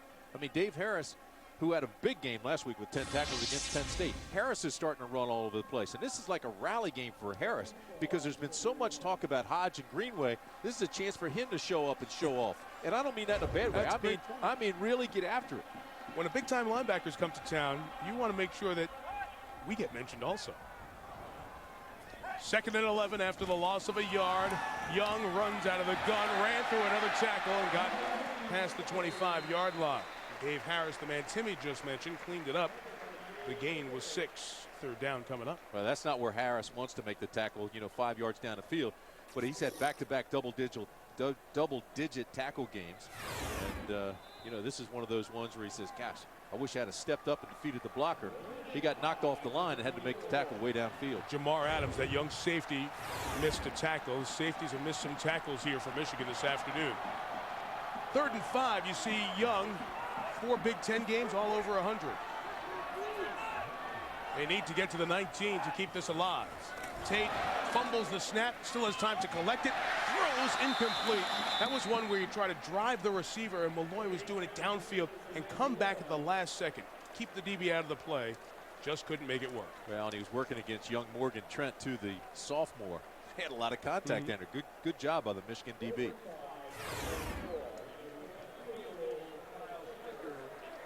He was hoping he'd come back for the football. Actually threw it behind him, but there's 14. Morgan Trent. He's going to be a good, talented DB. Kyle Schlicker, 41-yarder. This is with the 7-8 mile-an-hour wind we have here, and from the right hash. Not pretty, not good. Don't know if it was deflected up front or Schlicker hit it, but it was turning in the wrong direction, and Michigan keeps Iowa off the board. 14-10 with 3:37 to go. Big build-up, big game in the Big Ten. It feels just like it. As we go to break, let's see if a hand gets in there and gets on it. Looks like it might have. During the timeout, we looked at the play, and it was, in fact, deflected by the linebacker. Timmy told you had a great drive, Dave Harris. So Michigan's linebackers do the job there, and back comes Henny with a corner blitz from Antoine Allen. Here he comes. Did he get there? No, he didn't. And it's caught by Ecker. It looked like Greenway had the interception. Instead, it's a gain of 5. A lot happened on that play for just a little old 5-yard completion. You know, Schlicker's kick I thought was a little bit low, but Harris really does a nice job with this thing. I mean, here comes the ball, and look at this. Here's our guy right here, and he gets a hand right on it. You can see his finger bends back a little bit, and the ball, instead of going end over end, goes side over side. Brady runs it. Good job of closing the hole by Hodge. Gain of a couple. Some people said this year that Hodge and Greenway might struggle a little bit. Fabulous year last year, but they have 4 terrific defensive linemen, most of whom have gone on to play on Sundays. So the linebackers don't have as many opportunities to get out there without an offensive lineman hitting them. Boy, these guys are doing a good job with a young defensive front. Well, and being undersized too, they put them, they shade them out on the outside, so they aren't taking these guys head up. They're trying to use their speed and they're trying to use their leverage, and they're making plays inside out, and it's terrific. Third down, needing to get to the 34. The sophomore Henney looking, nobody's open. He tried to run for it. Ran right into the waiting arms of Matt Kroll, one of those redshirt freshman defenders. And Michigan goes 3 and out. And they're 1 of 8 on third down today. Mike, you were talking about the guys Michigan have been missing, and then we just talked about the defensive line. You don't replace guys like Matt Roth, Jonathan Babineau, who went to the NFL just like that. And then you've got 8 freshmen and sophomores playing on that defensive line. But again, good coverage, and then he has to run, and the linebacker's sitting there waiting for him, almost like a spy, steps up and makes the tackle. Ross Ryan kicks into the wind. Javon Johnson back to receive. This one high, a pretty good kick into the wind. He'll let it bounce, takes a Michigan bounce, and is going to become a 42-yard punt down at the 28-yard line.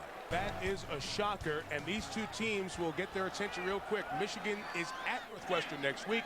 Iowa's at Northwestern in 2 weeks. Now they become 2 huge games. Young into the secondary. Right near the first down line, close to the 38-yard line. John Thompson, another tackle. Mike, when Iowa started the game, they went with Young off the left side, and he was having great success. As a matter of fact, he had almost 96 yards in that first half, and then they started running on the right side, and he wasn't getting anything. As a matter of fact, he was losing yardage. This time they come back left. He slid back into the middle, but they went on that left side. He picked up good yardage again.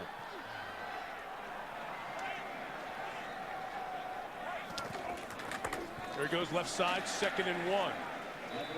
Enough to get the first down. And you go into schools and they have the list up of the guys who've won those in games over the years. It's neat to see names from a long time ago. Boy, these two teams played a game 20 years ago. Number 1 against number 2, Iowa against Michigan. Tate went to Young. It went right through his hands. And incomplete. We'll have 2nd down ahead. Yeah, that one's all on him, and he knows it. Look, says, my bad, my bad. I mean, he's got to make that catch. He was turning his head already to locate the defenders. This ball is well thrown. It's not perfect, but it's well thrown. Watch. Okay, you can almost see his head turn and trying to locate the defender before he has control of the football. Just watch his hat. See, he's looking for the safety. That's why context with statistics is so important. Remember, Tate started 13 of 14. He's 4 of his last 11. 3 of them have been drops, 2 in this quarter. Throw back to his tight end. Chandler has been the man. What's Scott going to do here? He gets stopped at about the 45-yard line. A gain of 4. Brandon Harrison, we've been talking about those young safeties. A good read there. Going to set up 3rd and about 5 as we get going toward a 4th quarter. Chandler moves so well after the catch.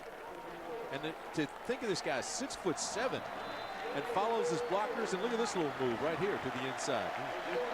Well, Michigan fans, 6 days of growth on your fingernails, right back at it. Nail biting time coming up. Another tight one with the Big Blue, and Iowa for the first time this year playing a close game. Off we go to the 4th quarter. 14 Iowa, 10 for Michigan. 4th quarter on a beautiful day in Iowa City where they asked the fans to wear black for a blackout, much like Penn State did for that primetime Ohio State game 2 weeks ago. And it looks great with this sellout crowd of 70,000 here at Kinnick Stadium. Iowa going into the wind in the 4th quarter. Starts it with 3rd and 6, needing to get to midfield.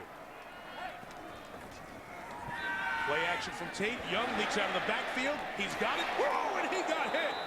What a shot he took to force 4th down. Grant Mason out of Pontiac, Michigan made a play. That's one of those things you dream about as a defensive player. You've got a receiver looking back. He doesn't know where you are because he's trying to secure the ball, and you come up, tuck the tail, sky the eyes, and drive him and pancake him. Perfectly done by Mason.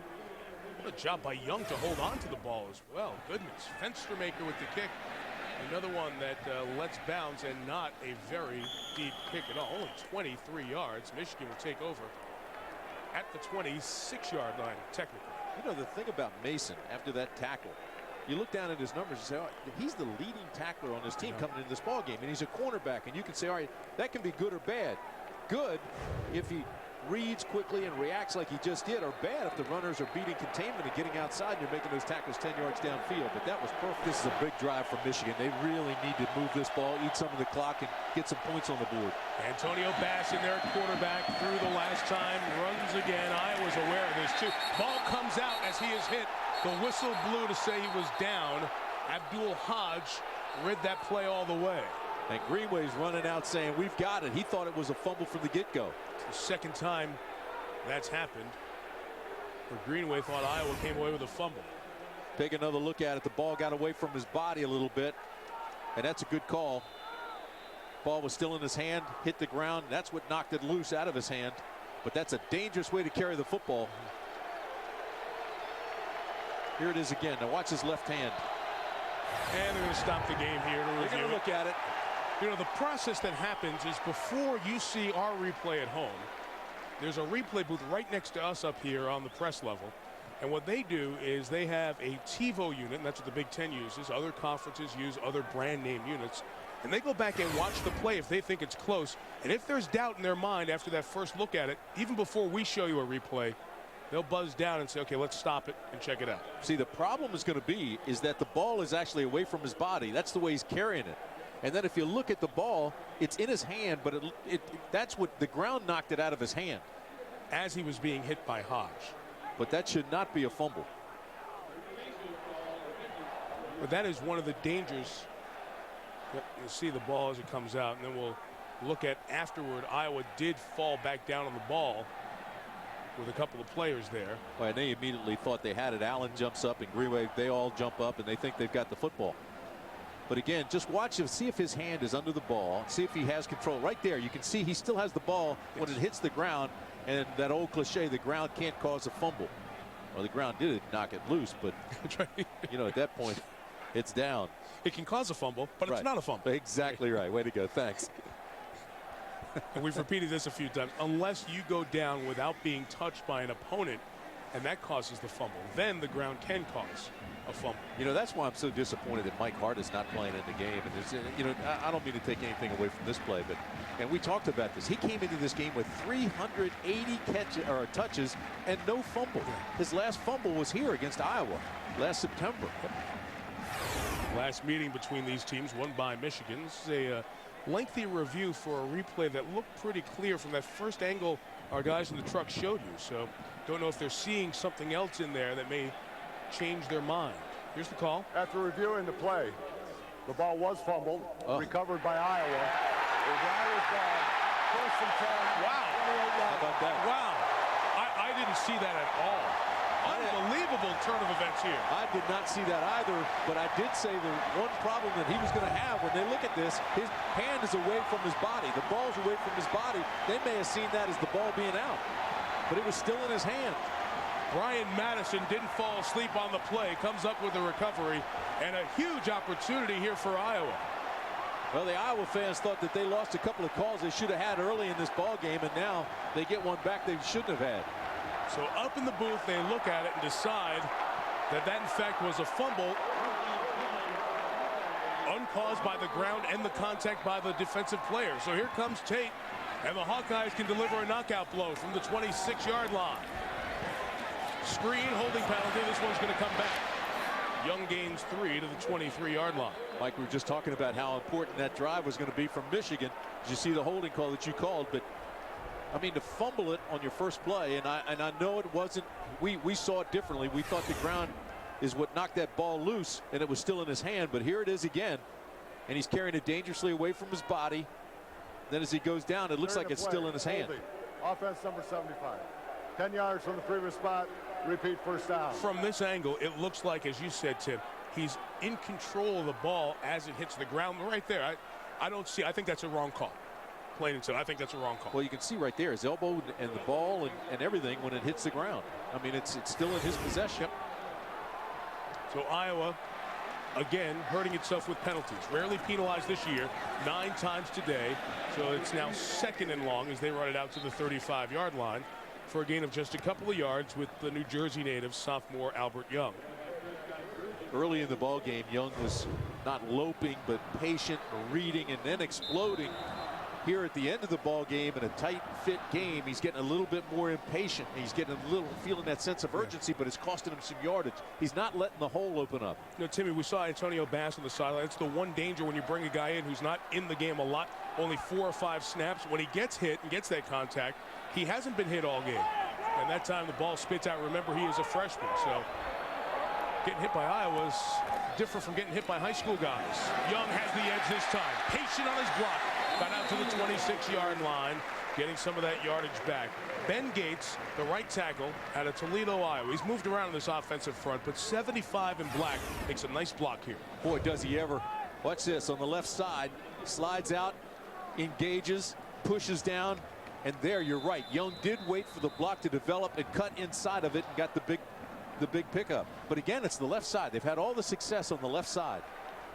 He nudged Prescott Burgess enough so he didn't push him in the back, and then when he was off balance, knocked him to his keister. Gates, Jones, Ferentz doing a nice job on that side of the line. 3rd and 9. Champ Davis, the fullback, is next to Tate. Don't want to turn it over here. In field goal range, Burgess with a sack at the 33, and now a 50-yard field goal into the wind is on the table for Iowa. Loss of 6, and Jim Herman's Michigan defense has played very well after those initial 4 drives. Again, they're making penetration, the white jerseys, and Tate can feel that, so he started to step up in the pocket. By that time, it was too late. Again, he locked on to one receiver, though. Never went through his progression. And now they're out of field goal range, Tim. Fenstermaker, the punter, comes on into the wind. They're not going to try Schlicker from 50 yards. Breaston goes back. Fenstermaker just bunts it in the air.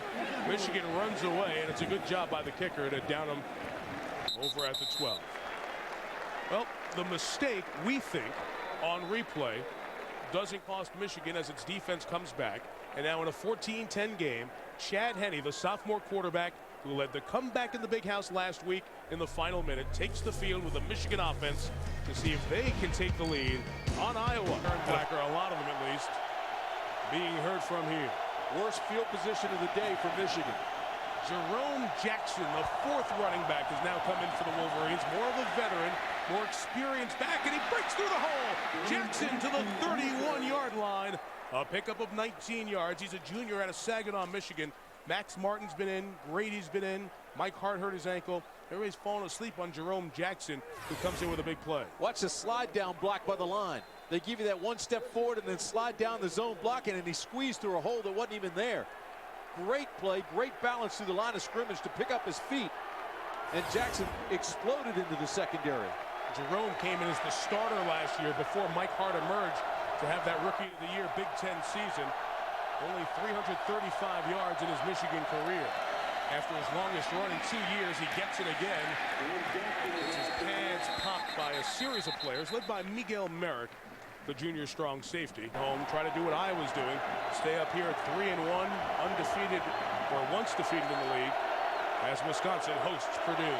Greenway calling out the defense and pointing to the receivers. 2nd and 8, Max Martin screen. Eaten up. Nowhere to go. John Kirk Ferentz in Iowa played Indiana last week. He said Terry Hepner's crew is doing a good job with their spread offense. Let me correct myself. Max Martin didn't have the last carry. It was Kevin Grady on the screen. It's now 3rd and 11.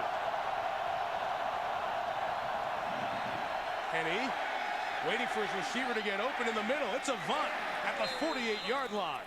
Michigan first down, pickup of 18 by the senior from Chicago, who continues to move up the all-time Michigan charts. And he's having another big day. Their leading receiver, 3rd in the Big Ten. And what he does so well, I mean, the guy's a senior, so he recognizes the fact that they're in a zone. So he finds the soft spot in the zone. And look, Henne just waits for him. Henne never came off of him. He knew he was going to throw to Avant. He waited for him to get into the soft spot of the zone, and then he put it right there to him. Like a long handoff to Steve Breaston. He's been quiet, but breaks free. Breaston down the sideline. Might go. Will go. Michigan touchdown. 52 yards, and the Wolverines take the lead.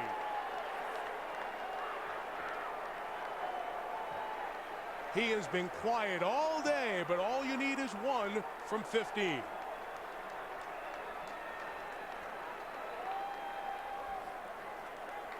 Boy, missed tackles, explosion by him. Great play by Steve Breaston. just ran through 2 tackles. Picked up 3rd and 11 on the drive. 5 plays, 88 yards. Rivas an important extra point to make it 3. And he gets it through there. It's been a long time at home since Iowa has trailed.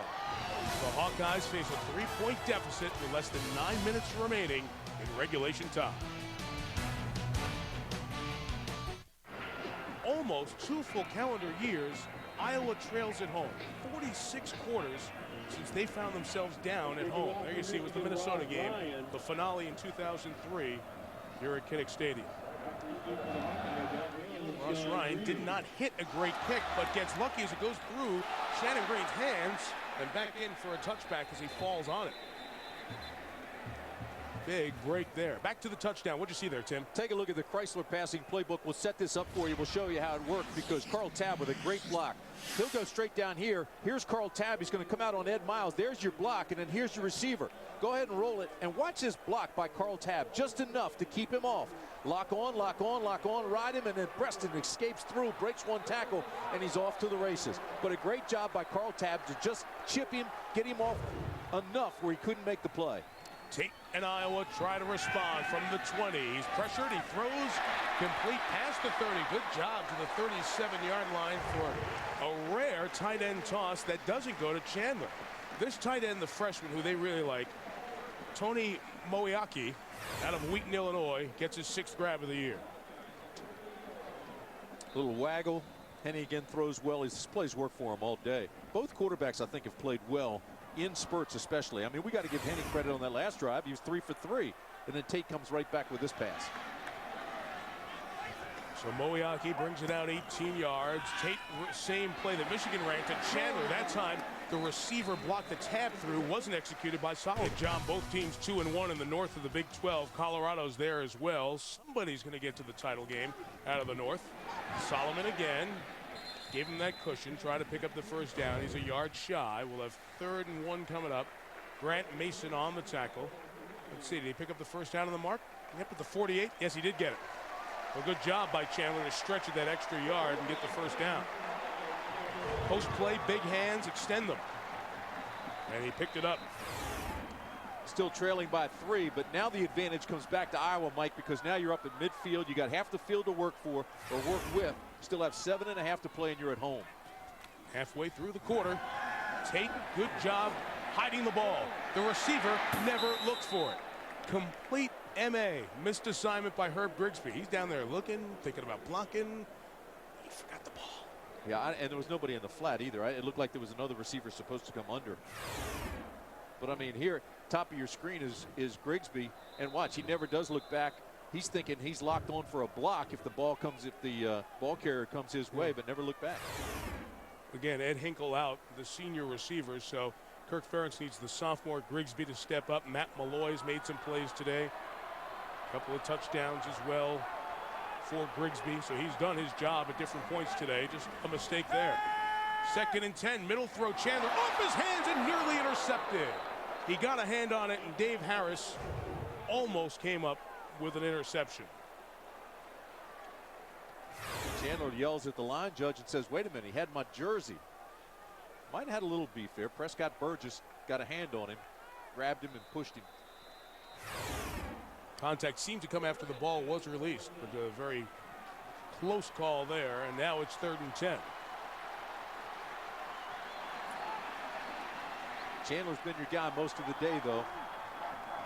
5 defensive backs. Tate's identifying who's out there, adjusting the play. He fell. He lost the ball. Who's got it? I think Tate pulled it out of the pile. Got it, and it's 4th down now, 4th and 15, and they have to punt. So much for an advantage. They squandered that. Now they've got to get good field position so the defense can work. And now the advantage does go back to the Wolverines. It's a good snap by Brian Just took his eyes off of it. Fenstermaker punts back into the wind. Breston, who last time he touched the ball had the big play. Very high. Breston says get away. Down to the 32. So once again, only a 23-yard punt into the wind. So it's been a poor field position job by Iowa in punting here in the 4th quarter. 6.5 left. They don't have Mike Hart to run the clock down, but Michigan gets the ball back when you come back. See the wind blowing out of the northwest, left to right on this day in the mid-50s. It is cool for everyone, but teams going right to left as you watch on TV here have not had good punting days. Just killed Fenstermaker, 20-yard punt. From the 32, they go back to the third back, really. Jerome Jackson, he gets it out to the 35-yard line. Chad Greenway in on another tackle. Greenway and Hodge have been very good. See for a lot of them. First BCS standings. 1 and 2 in the initial standings have never gotten to the championship game. Pass to Thompson, incomplete. Bryan, the fullback, couldn't haul it in. Stops the clock. Huge third down coming inside of 6 minutes in regulation. It is a huge third down, Mike. They're trying to melt the clock. They're down to 5:55 to play on the road. They want that ball in the offensive hands. Don't want to give it back to Tate and give him another chance. This way, it looks like Tate could have 2 chances.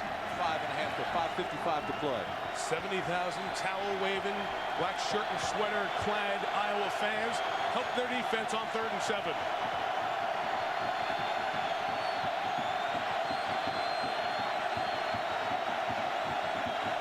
Loves to go to Avant or the tight ends. Corner blitz is picked up. Henny's pressured, sacked, flag. Might be a face mask or a hold. Mike, I think it's holding, and they had Avant really covered well. Brian Madison came in. There's a Michigan player injured. Leo Hennigy, the offensive lineman's hurt. You're right, face mask. Let's see if it's 5, which wouldn't be a first down, or 15, which is an automatic first down. During the play, incidental 5-yard face mask, number 89 defense. 5 yards from the free spot. Repeat, 3rd down. So it becomes 3rd and 3. Great covered by Adam Shada on Avant. That's where he tried to go, and there's the face mask with the left hand, just scraped across it. Madison had his left hand up there. That's a bad break. You're reaching up, you're trying to grab cloth, and all of a sudden you've got his face mask. You get off it as fast as you can. And that fact that he got off it so quick, that's why it's 5, not 15. He didn't use it to bring him down. Still another break for Michigan. They move the ball up. They'll have another shot at 3rd. 3rd and 3 coming up. Hennigy comes off the field. We'll see who comes in and watch the play after this. For Michigan after the injury to Hennigy, so they continue to shuffle a unit that's moved all around all year. The incidental face mask makes it 3rd and 3. Jerome Jackson's in the back for 3rd and technically 2, but it's a real long 2. And he identifies the defense and adjusts the play at the line. Run, Jackson, left side, first down to the 47-yard line. What a great read. The hole in front of him closed up, and he slid to the outside. Just enough for the first down.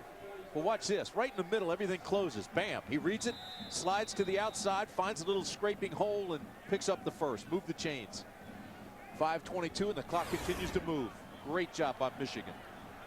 That's the side where the injury occurred to Hennigy, but Mitchell and Stenovich over on that left side without another offensive lineman, another running back.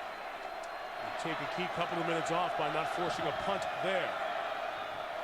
And Iowa will make a play on defense. They're tight up at the line. They know Jackson's going to be running, and they're all to it. There were 8 shirts right up there tight to the line. So Iowa knows what's going on here. Matt Kroll, the defensive tackle out of Mount Vernon, Iowa, made the play. Susie Schuster? Mike Hart just came running onto the field during that last timeout to go counsel with Jerome Jackson. This is something he's trying to do very distinctly. He's trying to be part of the team, trying to find ways for the team to win even when he's not in the game. This is something that he learned from his best friend, Braylon Edwards, how to impact the team even when you're not playing, Mike. Edwards, the outstanding star last year, drafted in the first round by the Cleveland Browns. Infection in the hospital for a few days. Now out doing better, but out of the Browns lineup, but in touch with Hart on a regular basis. 2nd and 9, Jackson toss. Took on the contact over to the 48-yard line, gain of 4, jump. Another 3rd down, Mike, very important for Michigan. Carl Tabb up at the top of the screen. Big block on the touchdown earlier. They run, Jerome Jackson trying to climb through the hole, didn't get there. So I would take a timeout here to preserve some time, but they want to hang on to him. Got 3:25. You still got plenty of time. I'm not sure I'd take a timeout here. Michigan to 45 should let it run all the way down here. Watch Hodge. Read, slide, slide, take on the blocker, keep your feet, somehow get over by the ball carrier. Good support by the secondary Pascal. Ross Ryan comes on. He's going to kick from the Iowa 46. Javon Johnson going back. We want the play clock to run down as long as possible.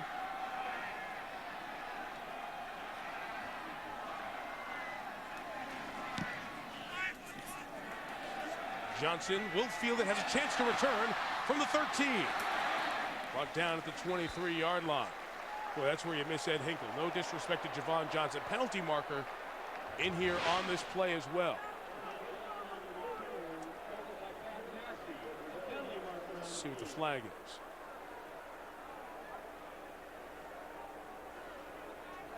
After the play, personal foul, 99 Oy. on the returning team. Awful. Late hit, 15 yards from the end of the run. First down. Brian Madison. Boy, does that hurt Iowa.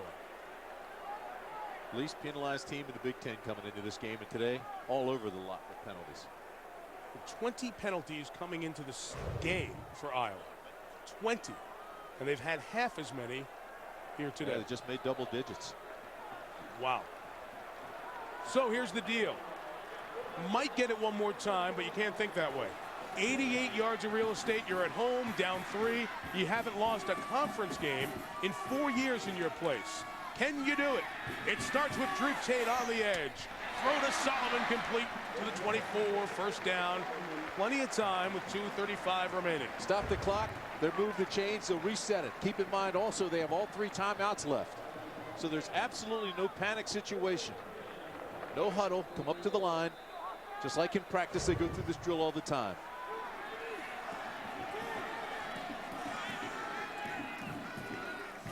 Feel the nervous energy here at Kinnick Stadium. Tate to Scott Chandler, his tight end, who's been terrific today. To the 36, another first down. Morgan Trent the tackle. 11-yard gain. And 2:21 left to play as they stop the clock and move the chains. And again, they went to their big tight end. Chandler's 8th reception on the day. 8 for 89 yards. Tate has to make sure his communication is clear. Plenty of time to run it with Albert Young. Good start to this drive for Iowa. Out to the 41-yard line. Gain of 5. And Tim, this is the first time Iowa's been in this situation all year. Their games have been complete blowouts, win or lose. Michigan's games have been decided the last 4 by 3, 3, 3, and 2 points. Yeah, but these are the games that are fun to play. You're at home. You're in front of your home folks. You're trying to protect your 22-game win streak. These are really fun. Young left side. They've gone back to the play that has fit them best today, especially without Lamar Woodley on defense for Michigan. First down at the 49. 1:43 left. You're in those huddles. Guys aren't saying, oh, we got to score, we got to score. You know, this is tight, this is tense.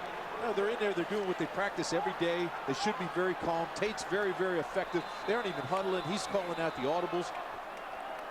Saw the kicker, Schlicker. He made a 52-yarder this year at Ohio State, but he'll be kicking into the wind. Tate, a play pass. Down the middle of the field for Brixby. He caught it at the 20. First down. Oh, what a grab.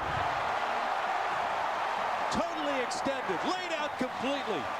Great concentration. Dangerous pass, and Brixby went and got it. Gain of 30 yards, and the Iowa team asking the fans to settle down so they can communicate. 1:29 left. Timeout taken for review, I believe.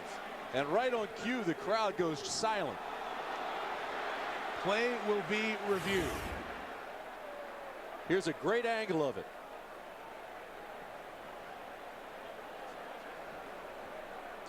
It looks fine. I'm gun shy, though. After Yeah, there's no question about it. See, now, again, you need indisputable evidence to overturn the call on the field. And to me, it looks like his hands are under it. He cradles the ball and rolls over with it. There's a great view of it. He has that football. This ball should not be overturned. This should be a catch. Well, but it's close, and I'm with you. I'm getting gun-shy. I hate to give you the silent treatment. Yeah, I'm looking at you, and you're turning your back on me. But his hands never left the ball, Hands Mike. are cradling the ball and controlling it. Tate's been very good on this drive. This is a completion. 3 of 3 for 55 yards. See, I didn't think that last one was a fumble. This one, I think, is definitely a catch. This is a great angle right here. There's ball's in his hands. He pulls it into his body. But the ball was caught. First down. There you go. And a good job by the replay booth to stop the game if you weren't sure. Even though I was trying to go no huddle and quick, you want to make sure that you get a call right in this situation. Great job by Dave Whitworth, too, to explain that there was not indisputable evidence. They've gone 67 yards, 5 plays in just a minute 13. They will run to the left side. Young down to the 15-yard line. Gain of 6. Clock turning, minute 15. Michigan has all 3 of its timeouts as well. Now your mindset does change a little bit, Mike. You are in field goal range to tie the game. So now you've got to become a little bit more careful. Make sure the ball's tucked away, though. Young's got that ball away from his body. That's dangerous, especially when you're trying to get extra yardage. Especially for Young. He was carrying that ball away from his body. He's got to protect it, especially on second effort runs. That timeout was taken by Iowa. They have 2 remaining. Michigan has all 3 if they want to think about taking them to preserve some time. Very similar to last week's end of the game for Michigan. Young, right side. It's a couple of yards. We'll have 3rd down coming up. Let's see if somebody's going to take a timeout here. Have not had much success on the right side. Iowa has just not been able to do it. Nobody takes a timeout. Under a minute to play. 3rd and 2. Solomon's going to come to the near side. Michigan's exchanging personnel. They want to keep the ball in the middle of the field for the field goal attempt, but if they get that 1st down, it stops the clock. Herb Grigsby in the slot. Young to the right of Tate. Down to 38 seconds remaining. Scott Chandler, the tight end, is the motion man. Tate, shovel pass to Young. Can't get the 1st down. Timeout. What a play. Jamar Adams. Take the timeout. Letting it run down here, and I think they're going to take it down to the very end for 4th down. Big play by the safety. This is a very safe play. It's the old shuffle pass. He drops it. It's an incompleted pass.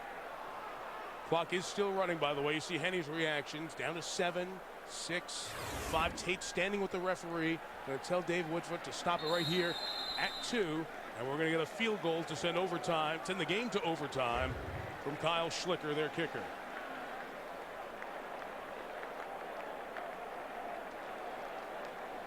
So Michigan involved in another close game for the 5th time this year. 5th consecutive time. John Stocco's run in the 4th quarter. The quarterback draw to win in Madison 23-20. Garrett Rivas after the field goal missed the make it overtime to win in East Lansing. Then after the long run downfield, the field goal for Minnesota to win it on the final play. Last week, Henny to Mario Manningham on the final play, 27-25.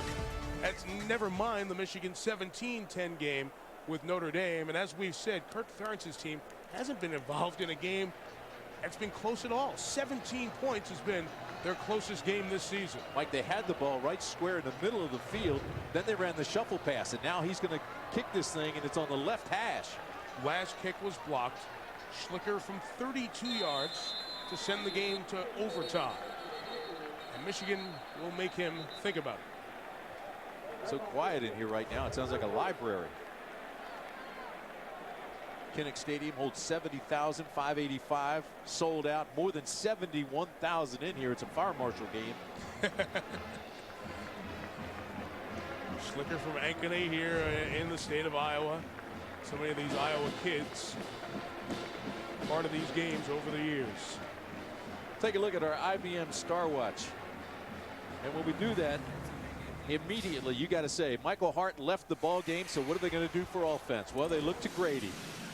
Change-up guy Kevin Grady comes in, and look what he did. Out of their 200 yards of offense, he had 62 rushing yards on 18 carries, averaged 3.4 yards, tough yards, which allowed them to set up the pass.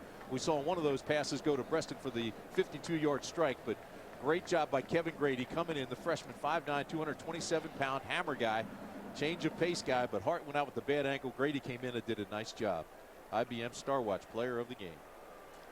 Again, the standings of the Big Ten. Iowa's 3-1, one of the 3-1 teams, along with Penn State playing at Illinois tonight, and Wisconsin playing Purdue for many of you here in the Midwest next on ABC. Northwestern and Ohio State also with one loss in the conference. They are on their way to victories this afternoon. So Iowa needs it to keep pace. A Michigan loss is like elimination.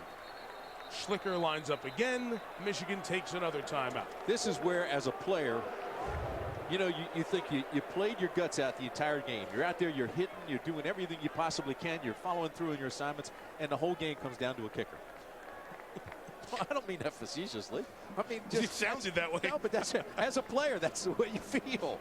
Schlicker had an interesting story. He's one of those players, and we're seeing more athletes and more young men in general who had a heartbeat that would kind of beat really quick at times, so had to go in for the treatment to get it calmed down and settled down.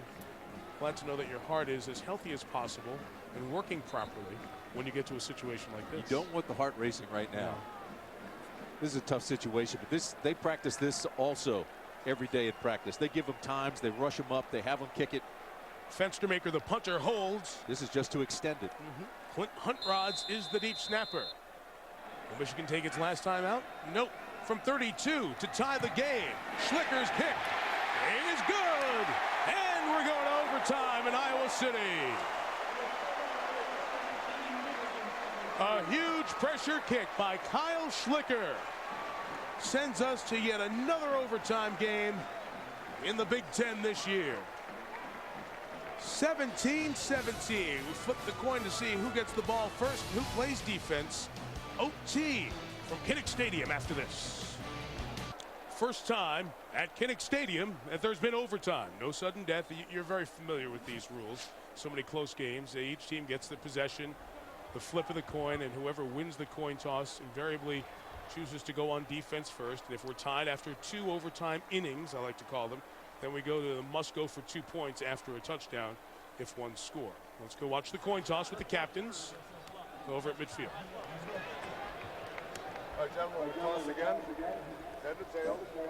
Winner gets to choose offense, defense, or which end of the play. Okay? What do you call it? Tails. He's calling tails in the air. It's a tail. We're going defense. Michigan has chosen defense. Which end of the play? Very smart. They win the toss and take defense because they'll be able to see what they need to get. Obviously, you want to get a touchdown anytime you can, but if you get that field goal, well, I tell you, it changes everything defensively and offensively for you. That's going to happen down by the end of the student section. Back with overtime coming up after this from RBC station. The win over Michigan. He's 2-2 all time against the Wolverines. As mentioned, when you lose the toss, you get to choose which side. Iowa's coming down by its student section here, where they certainly will make noise when Michigan has the ball on offense. The tight end who had a key catch in the end of the fourth quarter. Moeaki's in there for Iowa as Tate goes and tosses towards Moeaki. It's deflected and almost intercepted. So they were looking right at Moeaki that time, but Pierre Woods is at a very good game. You know, Pierre wants to be in TV. Everybody's got a coach's show. You know, people have seen Michigan Replay is the one for Michigan fans. Pierre Woods is the stage manager for that show. He says, "Coach, you're on." That time he was on. Biggest stage manager in the country. I put that one on tape. You know, they ran the waggle. He had a good play action. He had his man open, and he just kind of relaxed a little bit. Kind of lofted perfectly over there. You're so right. 2nd and 10. Albert Young runs to the left. Gains a couple. Huge Gabe Watson, 6'4", 330 pounds. Coaches told us if he's deciding he wants to play, he can be unblockable. He wanted that one. Now 3rd down. He'll come out and the pass rushers come in. Really like the way John Thompson and Harris both play. This is Thompson this time that comes in and really lays a good lick on him. Look at him just extend and explode through his legs. They're very, very physical linebackers. From here, a field goal is 40 yards. This is with the wind at your back. Tate identifies the defense and tells the receivers, Malloy, Grigsby, and Solomon, what he wants done. Chandler, the tight end's in the middle, double team. Going for Solomon. Pass interference flag on Michigan. So it'll be a 1st down to keep the drive alive.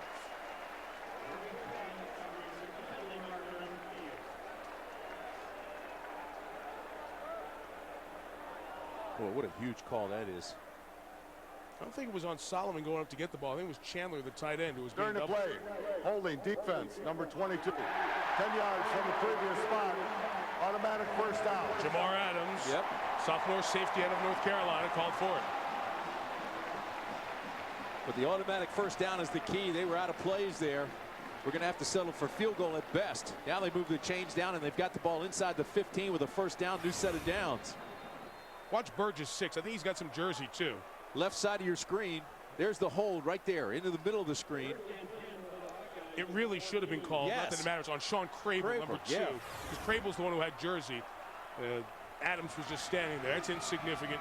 From the 14, Iowa keeps it alive. 2 and 22.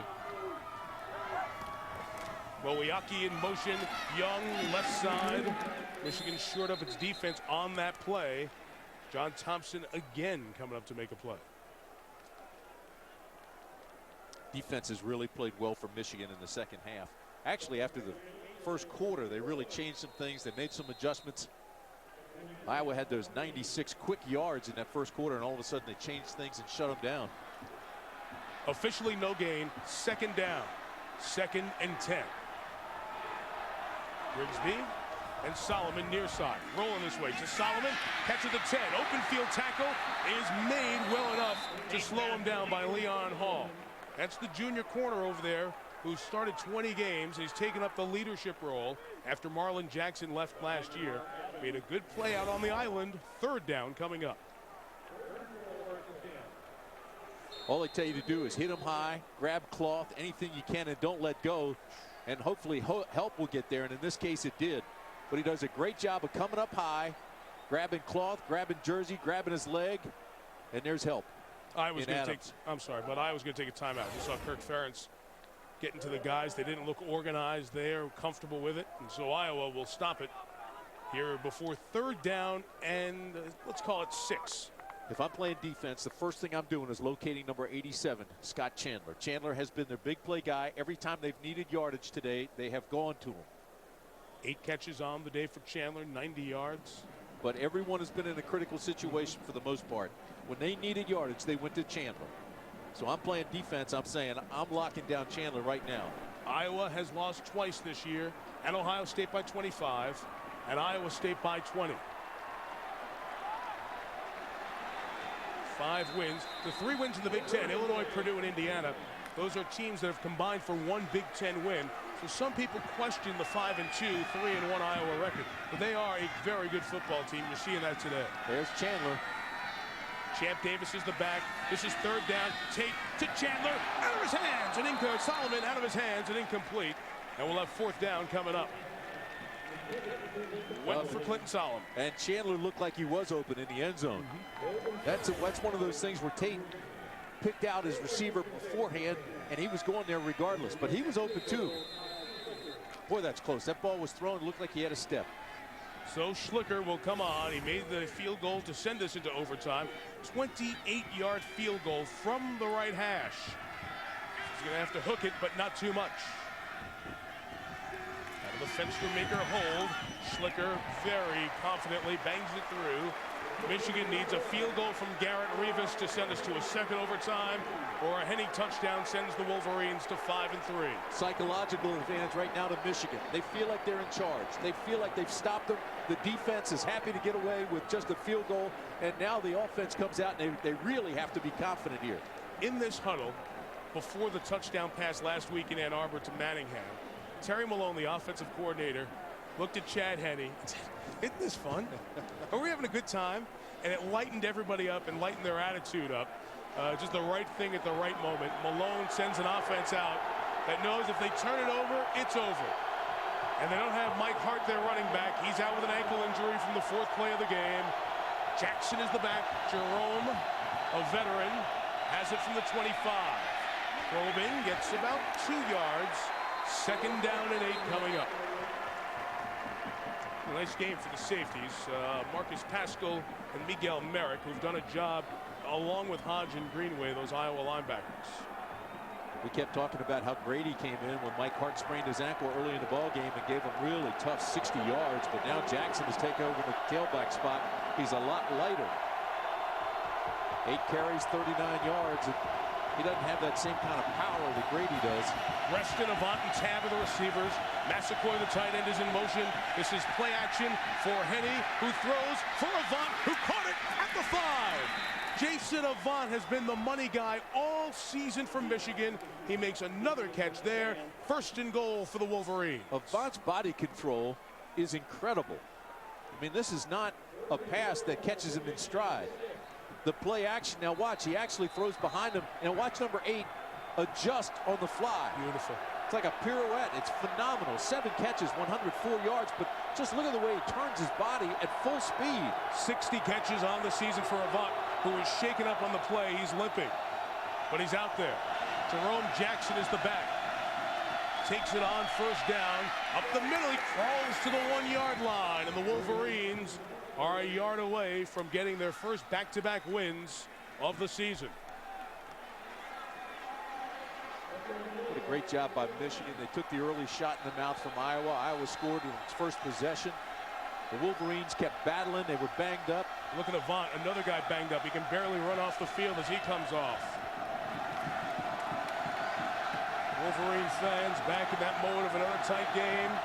Massaquoi, the tight end, helps to block with Paul. Long yard to get it. Henny to Jackson, probing towards the goal line. No signal yet. He's not in. He's not in. So we'll have 3rd and goal. Now, do you sneak it when you're inside the 1-yard line with your big quarterback, 6'2"?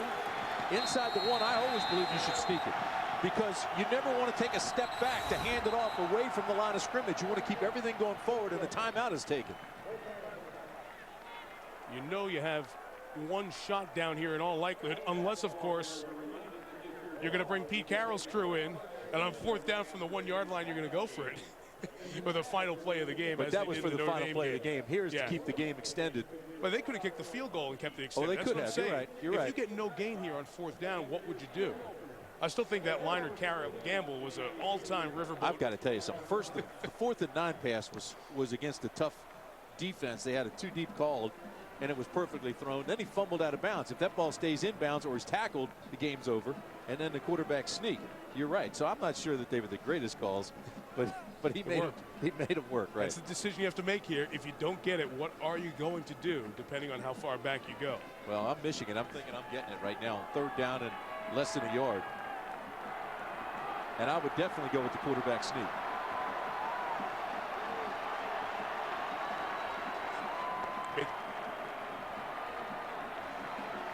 So down by the student section, waving those yellow towels, trying to make as much noise, trying to make the communication difficult. Chad Henne brings him out with his 2 tight ends. Bring in Will Paul, his 261-pound fullback. They go heavy. Massaquoi, the tight end, lining up back there in this full house. 2 blocking options for Jackson. Henne takes it to Jackson, probing to the goal line. He's in, and Michigan wins in overtime.